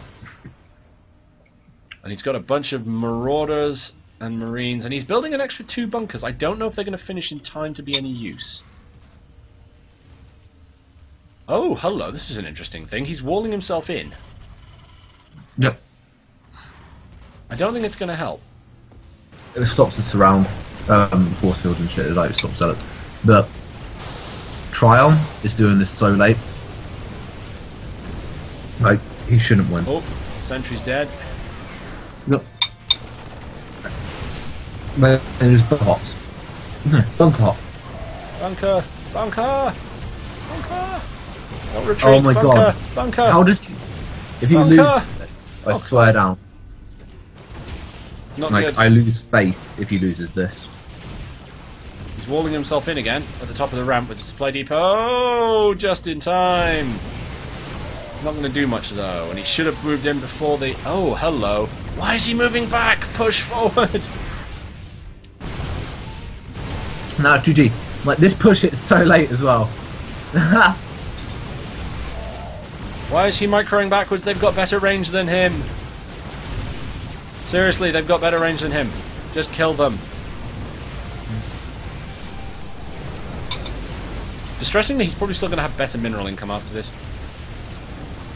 Oh wow, he's actually held. I mean, he's lost a lot of work. This is my point. Can I just say, this is my point? Look, Triumph's fucking forgot Stalkers again. And he needs to pull those workers back onto the mineral line right away. Yeah. Because he cannot afford to have no income. Do you see what I mean? Like, he forgot fucking his Stalkers again, man. And Terran can just get himself a couple of medevacs and go and wipe that out now. Yeah, but, like, if he hadn't forgot those, like, he's got 3 Stalkers. If he hadn't forgotten 3 Stalkers, he'd been fine. We have ourselves double medevacs coming out. The mineral income is the important bit at this point because I think he's just making pure marines. Oh no, he's making marauders still. I assume because there's stalkers everywhere. I don't think... Oh, I think Nuktas is going to hold this. Holy crap, he's finally fucking hotkeyed stuff. I am the voice of the He's hotkeyed 5 Stalkers, but on the wrong key. Like, on a really inefficient key. Does it actually make that much of a difference for that sort of stuff? Okay. Put in... What's that I was saying? Push down, go, go, go, go! It makes a big difference because of... you have stim? Yeah, he does. It makes a big difference, right? Because, like, it just allows you to react quicker, and 4 is a really inefficient thing for an army. Okay. Whereas, like... 4 is good for command 1, centers? 2, and... Yeah, 4 is good for buildings, because you don't need to... He needs like, to push. Oh, he needs to push those stalkers away from his natural. He's got to know no, that. it's too late now, he's got too much shit. Trion's got too much shit again. But, yeah, no, Trion should have just got crushed, by the way. Like, straight up, like, flattened. There's no way he should have even, like, broken the nut. Oh, come on, push out. You need to go and do something, otherwise he's just going to walk into your base again. And he's in fact maneuvering. Oh no, he was maneuvering the zealots to the front, but he isn't now. Will this give him pause? No, actually it won't. He's not stopping at all. Oh wait, no, he's pulled entirely back, making me a liar. Yeah, Thanks, yeah, no, Dave. he shouldn't engage. Like, Trion's so far ahead, and he should realise he's so fucking far ahead. He's just macro. Yeah. Presumably get his third down at this point. Yeah. Well, that's what he should have done. He should have just macroed, but now he should see this push coming out. Yeah, he's going to see it. He has Observer in exactly the right place. Yeah, but he hasn't got it following.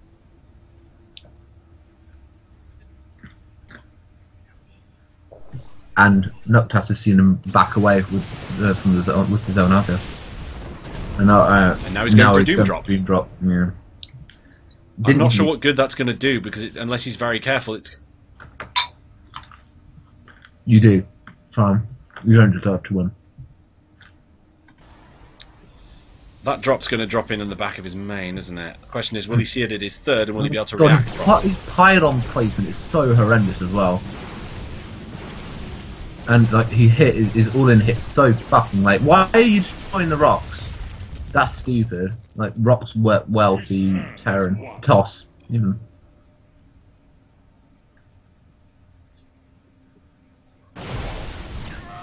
Oh, hello. And the Doom Drop begins. He's moving his entire army out towards the third, when he should actually be leaving some of it back at home, because he can just A-move the mineral line. Oh, just do something with them, Jesus! Oh, hello, he's going to take some buildings out? Is he taking the Cyber Core? Okay. Yep. Pylons. Bye-bye. Try on GG's. Oh well.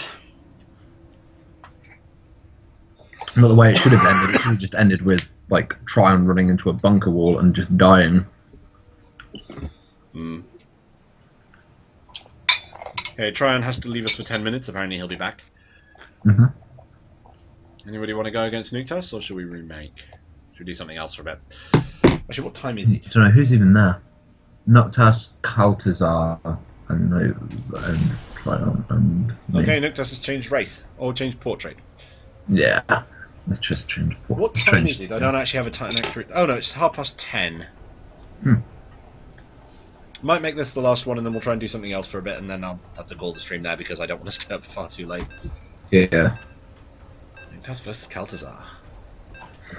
I hope it doesn't fucking snow here tomorrow. Yeah, same. We already had some today. Yeah, same. Like all day. Yeah. Actually, we got lucky with that. It's not snowed that badly here. He was sort of threatening to, and then it just didn't. Because you know what, Sheffield's disappointed when it comes to snow. Our place it didn't stop. Just did not stop. And like, it didn't stop. Like it stopped at like 4 o'clock in the afternoon, and then like by then it's so cold, like because it's dark. None of the snow melts, and it's going to start again tonight. And then the roads could be closed, and that means work's a hassle to get to, and blah blah blah. Yeah, I know the feeling. I wouldn't mind, but I chose the worst time to start trying to cycle in. I literally couldn't do it this morning because the hill was dangerous. So yeah, we'll see what happens with that. I might get the bus in, tram in tomorrow, depending on how I feel. So, Nuktas has taken up residence in the bottom left of the map. His opponent, Kaltazar, has taken residence in the top right and is sending an overlord down to what looks like his opponent's natural. And my battery is trying to tell me that it's low. So I will turn it on to silent mode because it can shut the hell up. Oh, he's going to be going for that spot over the jagged rocks outside the natural that tells him everything he needs to know without being overlord being even visible. It depends. Because like against toss, right, that can be deceiving. Like if you're a low level, not a low level, but it's like a lot of players, right, when they see a gas, they're just like, oh, gas is there. They don't actually click it to see how much has been mined. And I've had toss players who just take the gases and then like what's it called, 7-gate. And the other's like, oh, wasn't really expecting that, and it's like, because you didn't click the fucking gas, so you don't know that he's not actually taking the gas, he's just, taking it, he isn't mining it. Oh, right, so they see the gas and assume something else is coming, and then 7-gate just hits and they die. Yeah. And they're like, yeah, pretty much. Because they delay making units, because it looks like that's going on. So, like... Oh, wow, this is a bad build by Nuktas. He hasn't walled himself in. But, that said, I don't think... I don't think Kaltazar knows about how to react to this kind of stuff. Presumably make a bunch of lings and go and ravage his work. Yeah. Oh yeah, you just ling all in. Every time you see no wall, you ling all in. Although I have to admit, I'm surprised that he's gone hatch before pool? Yeah, he's gone hatch way before pool. That's standard. Okay. But you should go hatch, gas, pool, and then just flood lings forever and ever and ever and ever and ever. Okay. Like 20 drones. That's what we need. 20 drones. With the spine crawler wall. No, just 20 drones. It's like just mass link. You can fund infinite lings off 20 drones mining minerals. Huh. The things you learn.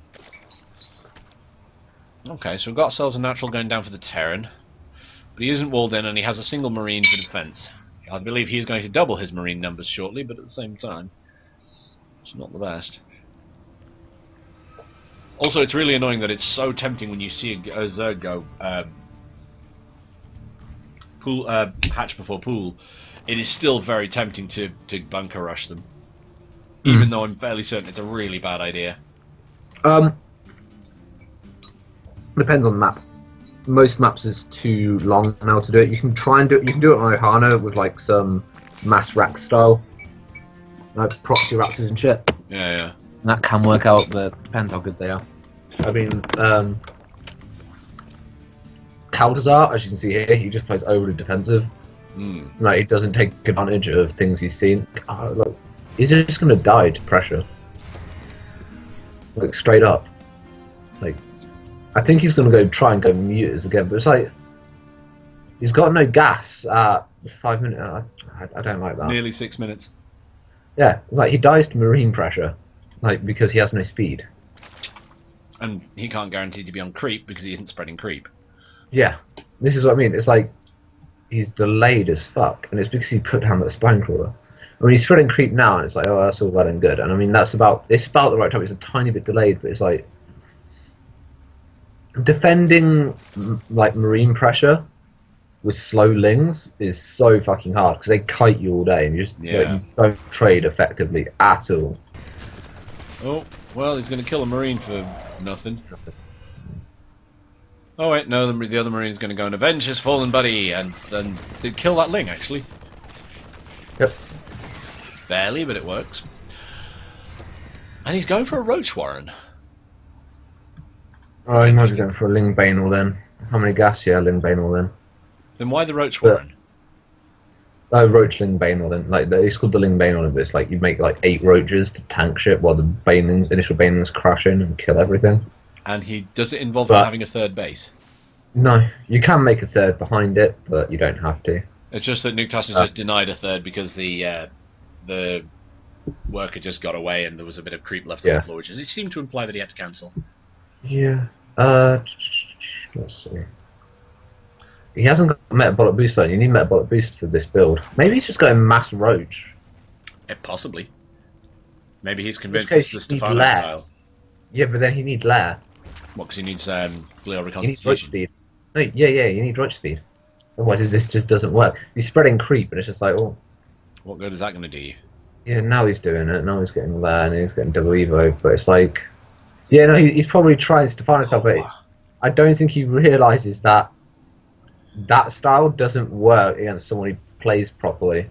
Well, it's not doesn't work against someone who plays properly. It's just like you need perfect fucking macro and shit to make that work. I mean, you've seen me use it, and it's fucking hard for me to even use it, and I'm a master. Yeah. And actually, it just occurs to me the fact the mass droning up there. What's that put him on in terms of drones? That puts him on roughly even with the Terran, which means he's taking down his rocks, his structural rocks.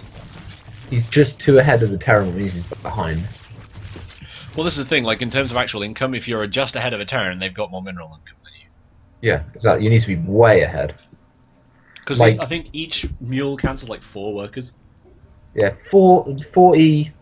No, it's more than that. It's like 8 workers. It's like 6 workers or something stupid. Okay.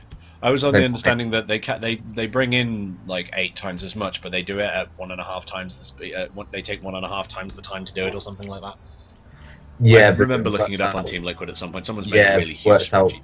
It works out like way like more than you'd think, and yeah, he's gonna come. Yeah, Nuktas is gonna win. It's because like at this point, like he should have had his. What the fuck? He's got metabolic boost. He's getting glial reconstitution. I can see what he might be thinking. Because he's got, well, in theory, he's got enough to defend against basic marine pressure. The problem is there's a lot of marines coming in. You know my standard build? Yeah. He's trying to do that, but he's done it wrong. Okay. Like that's what's happened here. He's tried to do it and he's done it wrong. Because like by now you should have like 60 drones, and you should have like shitloads of stuff. Why is he running? I have no idea, dude. He could have engaged that and then he'd win, but now he's going to lose the hatch and even for the green. So it's like, and it's fucking dies like. The Marines have +1. Yeah, no, he's even going to lose to that. Oh my god. Thankfully for him, his opponent's A-moving and thus targeting the lava, which actually have a decent amount of armour on them. Yeah. Actually, Jesus Christ, they've got armour 10. Yeah. It's good shit, man. Also, right, this... now Kaltazar, the only chance he has is... Oh, see, that's fucking retarded! Oh, I shouldn't say shit like that, I'm sorry. But, like, it pains me as a Zerg places. Right, you only make banelings when you know they're about to attack you, and you only make... Because they take, like, 5 seconds more. Or when you're about to attack. And when you're about to attack, you morph them right outside their fucking base. You don't morph that amount, like, you don't put that amount of gas. It's like, what, 25 gas per baneling, and there's... Yep. 8, Welcome 60. back, Tryon. Good to see you. There's 20 banelings there, that's 20 times 2, that's like 500 gas he's just sunk into a useless investment at the moment, what he could have been putting into infestors. Or into other tech. Yeah. It's just like, doesn't make this silly to do. He is, however, spreading creep like a bouse. No. It's a shame that... No. Someone who's spreading creep like a boss on this map by 12-minute mark already has it to the opponent's base. Yeah, fair enough. I have my creep spread service and I don't make extra queens. Who was it that did... Someone did that in... Oh, apparently my overlay's a bit off. Ah! Why, God? Is that better? I think that's better. I can only see it in small though, so if someone could tell me whether that's fixed. Yeah, so I was trying because I'm not open. I've got. I think I've got the stream open, but I'm just like.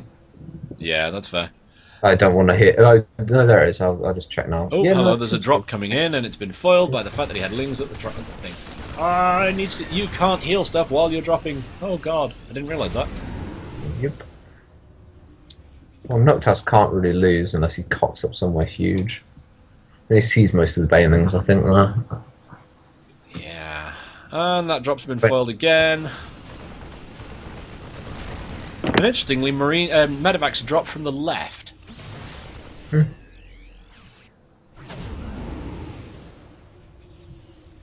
Okay, actually, Noctis stands a chance of doing something very sneaky here because his opponent knows he's got a Medivac over there and is presumably going to be forcing his forces over there to go and take it out, or rather stop it dropping, essentially. So if he can drop two sides at once, this could be very unpleasant. I'm guessing Kaltazar doesn't realise, in all honesty. Oh, well, he has put down a Spore Crawler or two, at a Spore and Spine combo at the natural. Yeah. But he's about to lose that entire drop unless he picks it up. Never mind. Spore Crawler will chase the Medivac away while he actually savages his opponent. Fuck, I actually can't. I'm lagging like crazy. Holy shit. I need to. I'm just going to close Medivac that, see if up. that helps. But I don't know. Oh wow, he's got a lot of marine. Oh, there it is. Yeah, yeah. That was better. I couldn't have your stream open at the same time. Like, I don't know what it is. It's only peak mode where this happens. Like, I lag like fucking crazy. I have a feeling it's something to do with the memory usage in peak mode.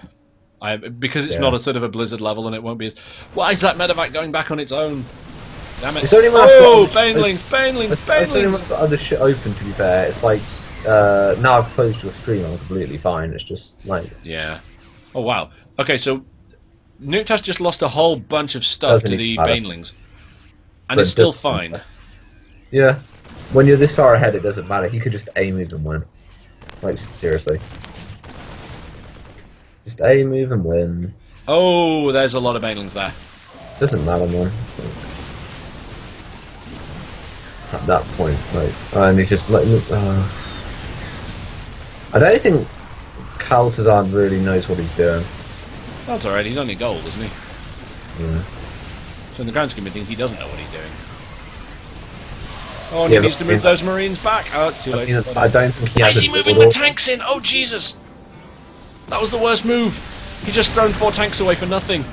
Yeah, but it doesn't really matter. He's still got like a 40 supply lead. Yeah, and he's probably going to get that. Like, he's going to get that third. I don't know. I don't know how. I'm wondering if I don't know how he wins games. I mean, like, no offense, Kaltazar. No, actually, I know. I'm just wondering if he's one of those Zergs who wins games because he's like, because he doesn't seem to have a build order, right? Yeah. It's like, well, he's gold. It's understandable. Yeah. Right. But I'm guessing he's one of those Zergs who like wins because he banks so much, and he somehow just produces forever and ever. With that said, he's not producing. And he's got like how much lava now banked? They've both got a massive bank at this point. Yeah, but he's got like 15 lava that he's not using. No, so he's got a healthy drone count. Oh, he's like way behind the Terran. He's got 56 drones, but ridiculous bank. Oh, he really doesn't want that. He has got all the right upgrades as well. He's got better upgrades than the Terran. Maybe that's what wins in games. And just the fact that he has upgrades. That is, yeah. No, I mean, that's he does really well on that. Like, he didn't skip a beat on upgrades, but like he did. Oh, it's not good. No, he's gonna keep third. Yeah, this must be how he wins games. Is like he doesn't get his upgrades, so he tends to get superior upgrades. Then has such a large bank, he can just throw away armies at a time, like with mass Baneling. Oh god, the SCV train running straight into the Ling Assault. Oh god, why would you do that?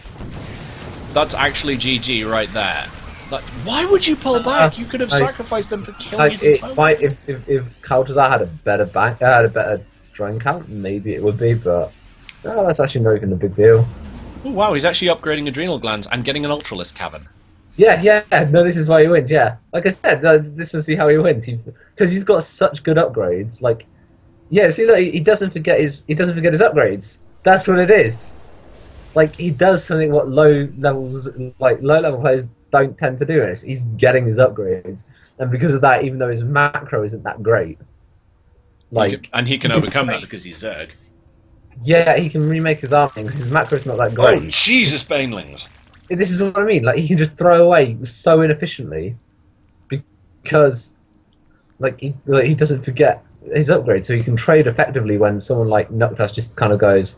I think Noctis must have got cocky and just been like, herp, herp, herp, I can win no matter what, and then didn't realise Noctis's Kel'Thuzar's bank was so big. Actually, and, do like, Overlords have so drop good. yet? No.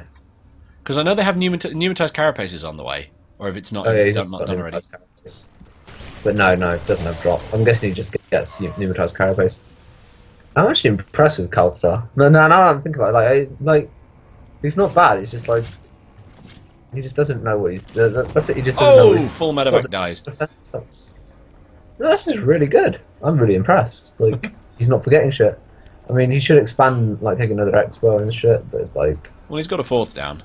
Yeah. Okay, it's not what you wanted exactly at this point, but still better than some. Yeah. Oh, and that Marine Marauder ball is going to die horribly if it goes the wrong direction at this point. Ooh, depends. If he splits, but he's not splitting. Because he didn't know it was coming until it was far, far too late. No. Even when he had, like, because it was just lings, and it's just like, oh, if it's lings, holy shit, banelings are going to be here. Spread. But he shouldn't spread. I'm guessing Noctis doesn't know how to spread. And wins most, like, yeah, okay, like, this is the flaws I'm seeing in these players, like, at the moment, how I think. Right, I don't think Noctis knows how to micro. Why is he retreating attack with the Banelings? God damn it, if you're going to make him use them. Noctis knows how to micro, and because of that, like, Kel'Thuzar's style works really fucking well. Like, he can just trade as cost inefficiently as he wants, but because he has, like, killer fucking upgrades, he will just win. And that's a nice fungal. Yeah, but like it's cleared up, and now he just runs down and kills investors. But yeah, no, like it works really well. Like it won't work if people can micro, unfortunately. But why isn't he moving the infestors up the cliff? Oh right, because he's defending his base. Well, that works. Yeah, he doesn't have burrow, does he? Probably not. No burrow. No, burrow's still available. I like this. Like this is how he wins games. Like this must be how he wins it, right? He goes, oh, that's a nice. Yeah, it's a nice attack on the main. Noctis wins, but like Noctis isn't microing, so what leads me to believe he can't. Like he doesn't know how to spread and shit. That's why he goes to Marine Marauder. Yeah, so because you can mass that. Yeah, so he doesn't have. He's doing a lot of damage to this base with just that completely unsupported. No, he's gonna win. Like he's gonna win with his push. There's like nothing Kel'Thuzar can do. Like I like Kel'Thuzar's style. It will work in gold. Because like your opponents can't micro in gold. Yeah. So like the fact that they can't micro means he can just keep his like super good upgrades, trade as cost inefficiently as he likes, and he'll just win because he'll have such a huge bank and better upgrades. Oh, and that queen's dead. I'm surprised he's not focusing down the main. Because he could actually put Zerg even further behind if he just killed that main. But again, if he killed the hive, Zerg would be fucked because there's no spawning pool, so he'd have to get a spawning pool, get lair. Like if he killed the hive and killed the Ultralisk Cavern, like Zerg would be fucked. He'd be back to ground floor and tech wise. Which is not what you really want at this stage. No, and he's those Ultralisks popped out fairly quickly. Those Ultras, I think. Maybe not. Maybe you can. I don't know. What's 3-2 versus 3-3 with 5-3, I should say. 10 Marauders at a time, Jesus. Yeah.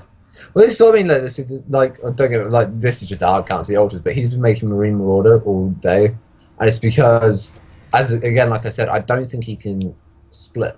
What means like he makes Marauders so he doesn't have to, because Marauders just soak up all the fucking damage, you know. Kiting, nice. Kiting's easy enough. It's like. But he's not spreading, so it's like even here you need to spread versus Ultralisks. Because otherwise they just kill everything you own. Yes, because it's splash damage. You need to spread. You like need to split. I don't know. His macro is pretty good at this point. That could be just because he's running out of bases. I don't know. I'm just wondering if he's screwing around all game. I'm not sure. It's hard to say. But oh wow, some long distance mining happening from the bottom right there. I don't get the point of that. I think he might just be trolling. Yeah, he must be. I don't even know. He's gone for a +3 Terran infantry I armor. don't know. No split. He's in like high plat. How can you not split? I can split, and I don't play Terran. Actually, what I'm interested in is why he's not making medevacs. Why he's not getting gas in. I don't So know. he's only got one of his gases. This is what I mean. He must just be trolling. He must be trolling. Oh, hello. Why is this base under attack? Oh, there's a bit of a drop going on at the Zerg's 5th, I think it is. And he's going to lose that base because he hasn't got the ability to make lings or, in fact, anything else. Yeah. Actually, no, he can make lings again. He's got spawning pool, but he's going to lose this base for nothing. He should just make ultras. Why is he making drones? He should just make ultralists. Terran is Literally, microing his little heart out. I know, but with that lava he's got, he should just go, blah, blah, blah, blah, you know, like mass ultras. Just look how he could make like 8 fucking ultralists. Oh, he's making mutalisks because his opponent doesn't have enough marines to stop him. Unfortunately, by the time he does that, he don't have enough marines. It's like, well, he's making 16 muta at a time. I just wonder, it depends how. Well, he could make more muta. He should be able to make more muta, but I think no, he can't because he's about to lose his spire. But no, he's not micro. Yeah, he's not gonna like attack. He's not gonna attack. He's just lost a muta for nothing because they're not attacking. He is going to clean up this bioforce that is what was his natural, but no, he won't. He'll die before that. He'll die before. It doesn't matter. It's like when you go like mass roach versus muta in ZVZ. It's like, it doesn't matter that you've got freaking mutas. I've got enough roaches to just kill everything.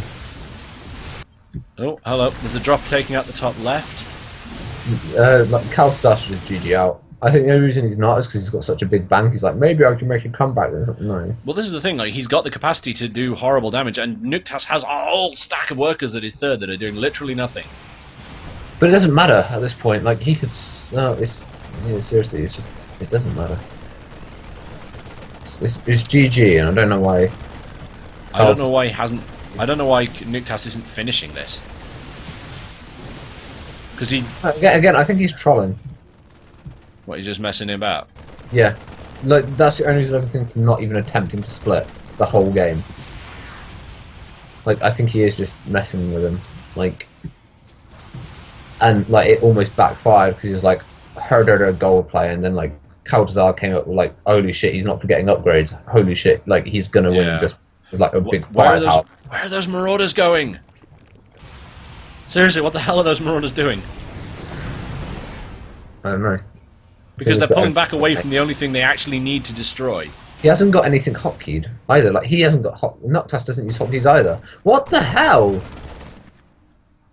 And also, why don't those marines have a medevac around them? They're all dead. No, he's got 3 still. I don't know. They're all like about. They're all jotted about though. They're like, oh wow. It's because he doesn't have anything hotkeyed, dude. Look, if you click their units, you can see their hotkeys. He's got no hotkeys. Like he's got no army hotkeys, I should say. Yeah. I'm faintly concerned that he. Okay, so at this point, Nuktas really needs to build some turrets around his third. We know he's got an E-base, so why didn't he build? Not his third, his 5th. He's won. I don't get why. Like he could just base trade and he'd win. But he can't win on a base trade unless he has medevacs with his marines. Yeah, he can. Unless he actually goes and kills them, I suppose. He can't. No, he can win on a base trade. As in, like he could just go and kill him. Yeah, he could aim and kill everything that Kaltazar has, and it's like, look how much shit Noctas has got, and he's got like, he's got there's like 10 mutas to kill it all. Not gonna happen. Not at the speed like fucking marauders can go and kill everything. But I don't know what he's doing. Like he's just aiming. Wiping those. He's wiping out the mutalisks. That's for certain.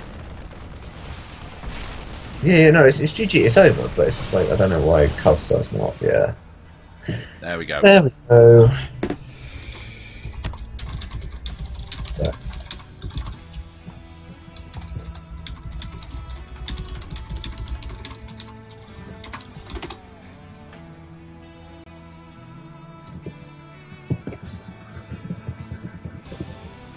Right.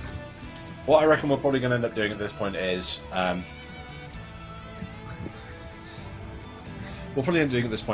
dropping out of this and finding something we can do just to do the last.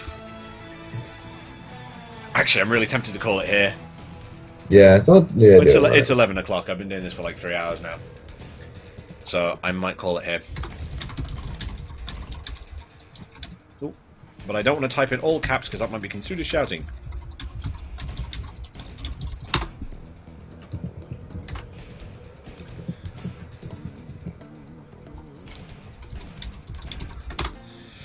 Okay, so it means I'm going to hang up on Skype, do a bit of admin, and that'll be it for tonight. So I will speak to you in a bit.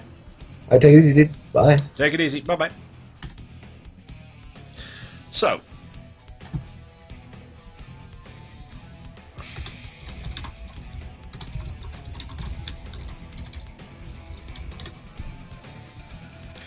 What we're going to say is, that'll do for tonight. If you have any suggestions, excellent. If you want any suggestions on how to actually get into like build orders and the like, if you can join custom chat channels, which I don't know if you can, join Atomic Engine and I'll be hanging out in there. If you people in general have any suggestions, any questions, any requests, any replays you want me to cast, any custom maps you think I should do on the next Monday Madness, any training suggestions for Thursdays, which is going to be the next planned stream, keep an eye on that, then novawolfen@gmail.com. If you don't know how to spell that, look at my name on Twitch or on YouTube. It's also there. If you like it, then follow me. If you... Yeah, I think that's about it, actually. Next planned stream, as I mentioned just now, will be Thursday, and it'll be training night. We're still trying to work on the structure of that, because if we can get the relevant Skype type calls together and have two players training against each other, each with a coach, and then me somewhere else in the middle, or possibly me being one of the people being trained, then we will try and put that together as a nice little package. Yeah. As always, questions, replays, suggestions, whatever, novawolfen@gmail.com. Check out my blog on Team Liquid, because I'm actually posting stuff to it. It's pretty good.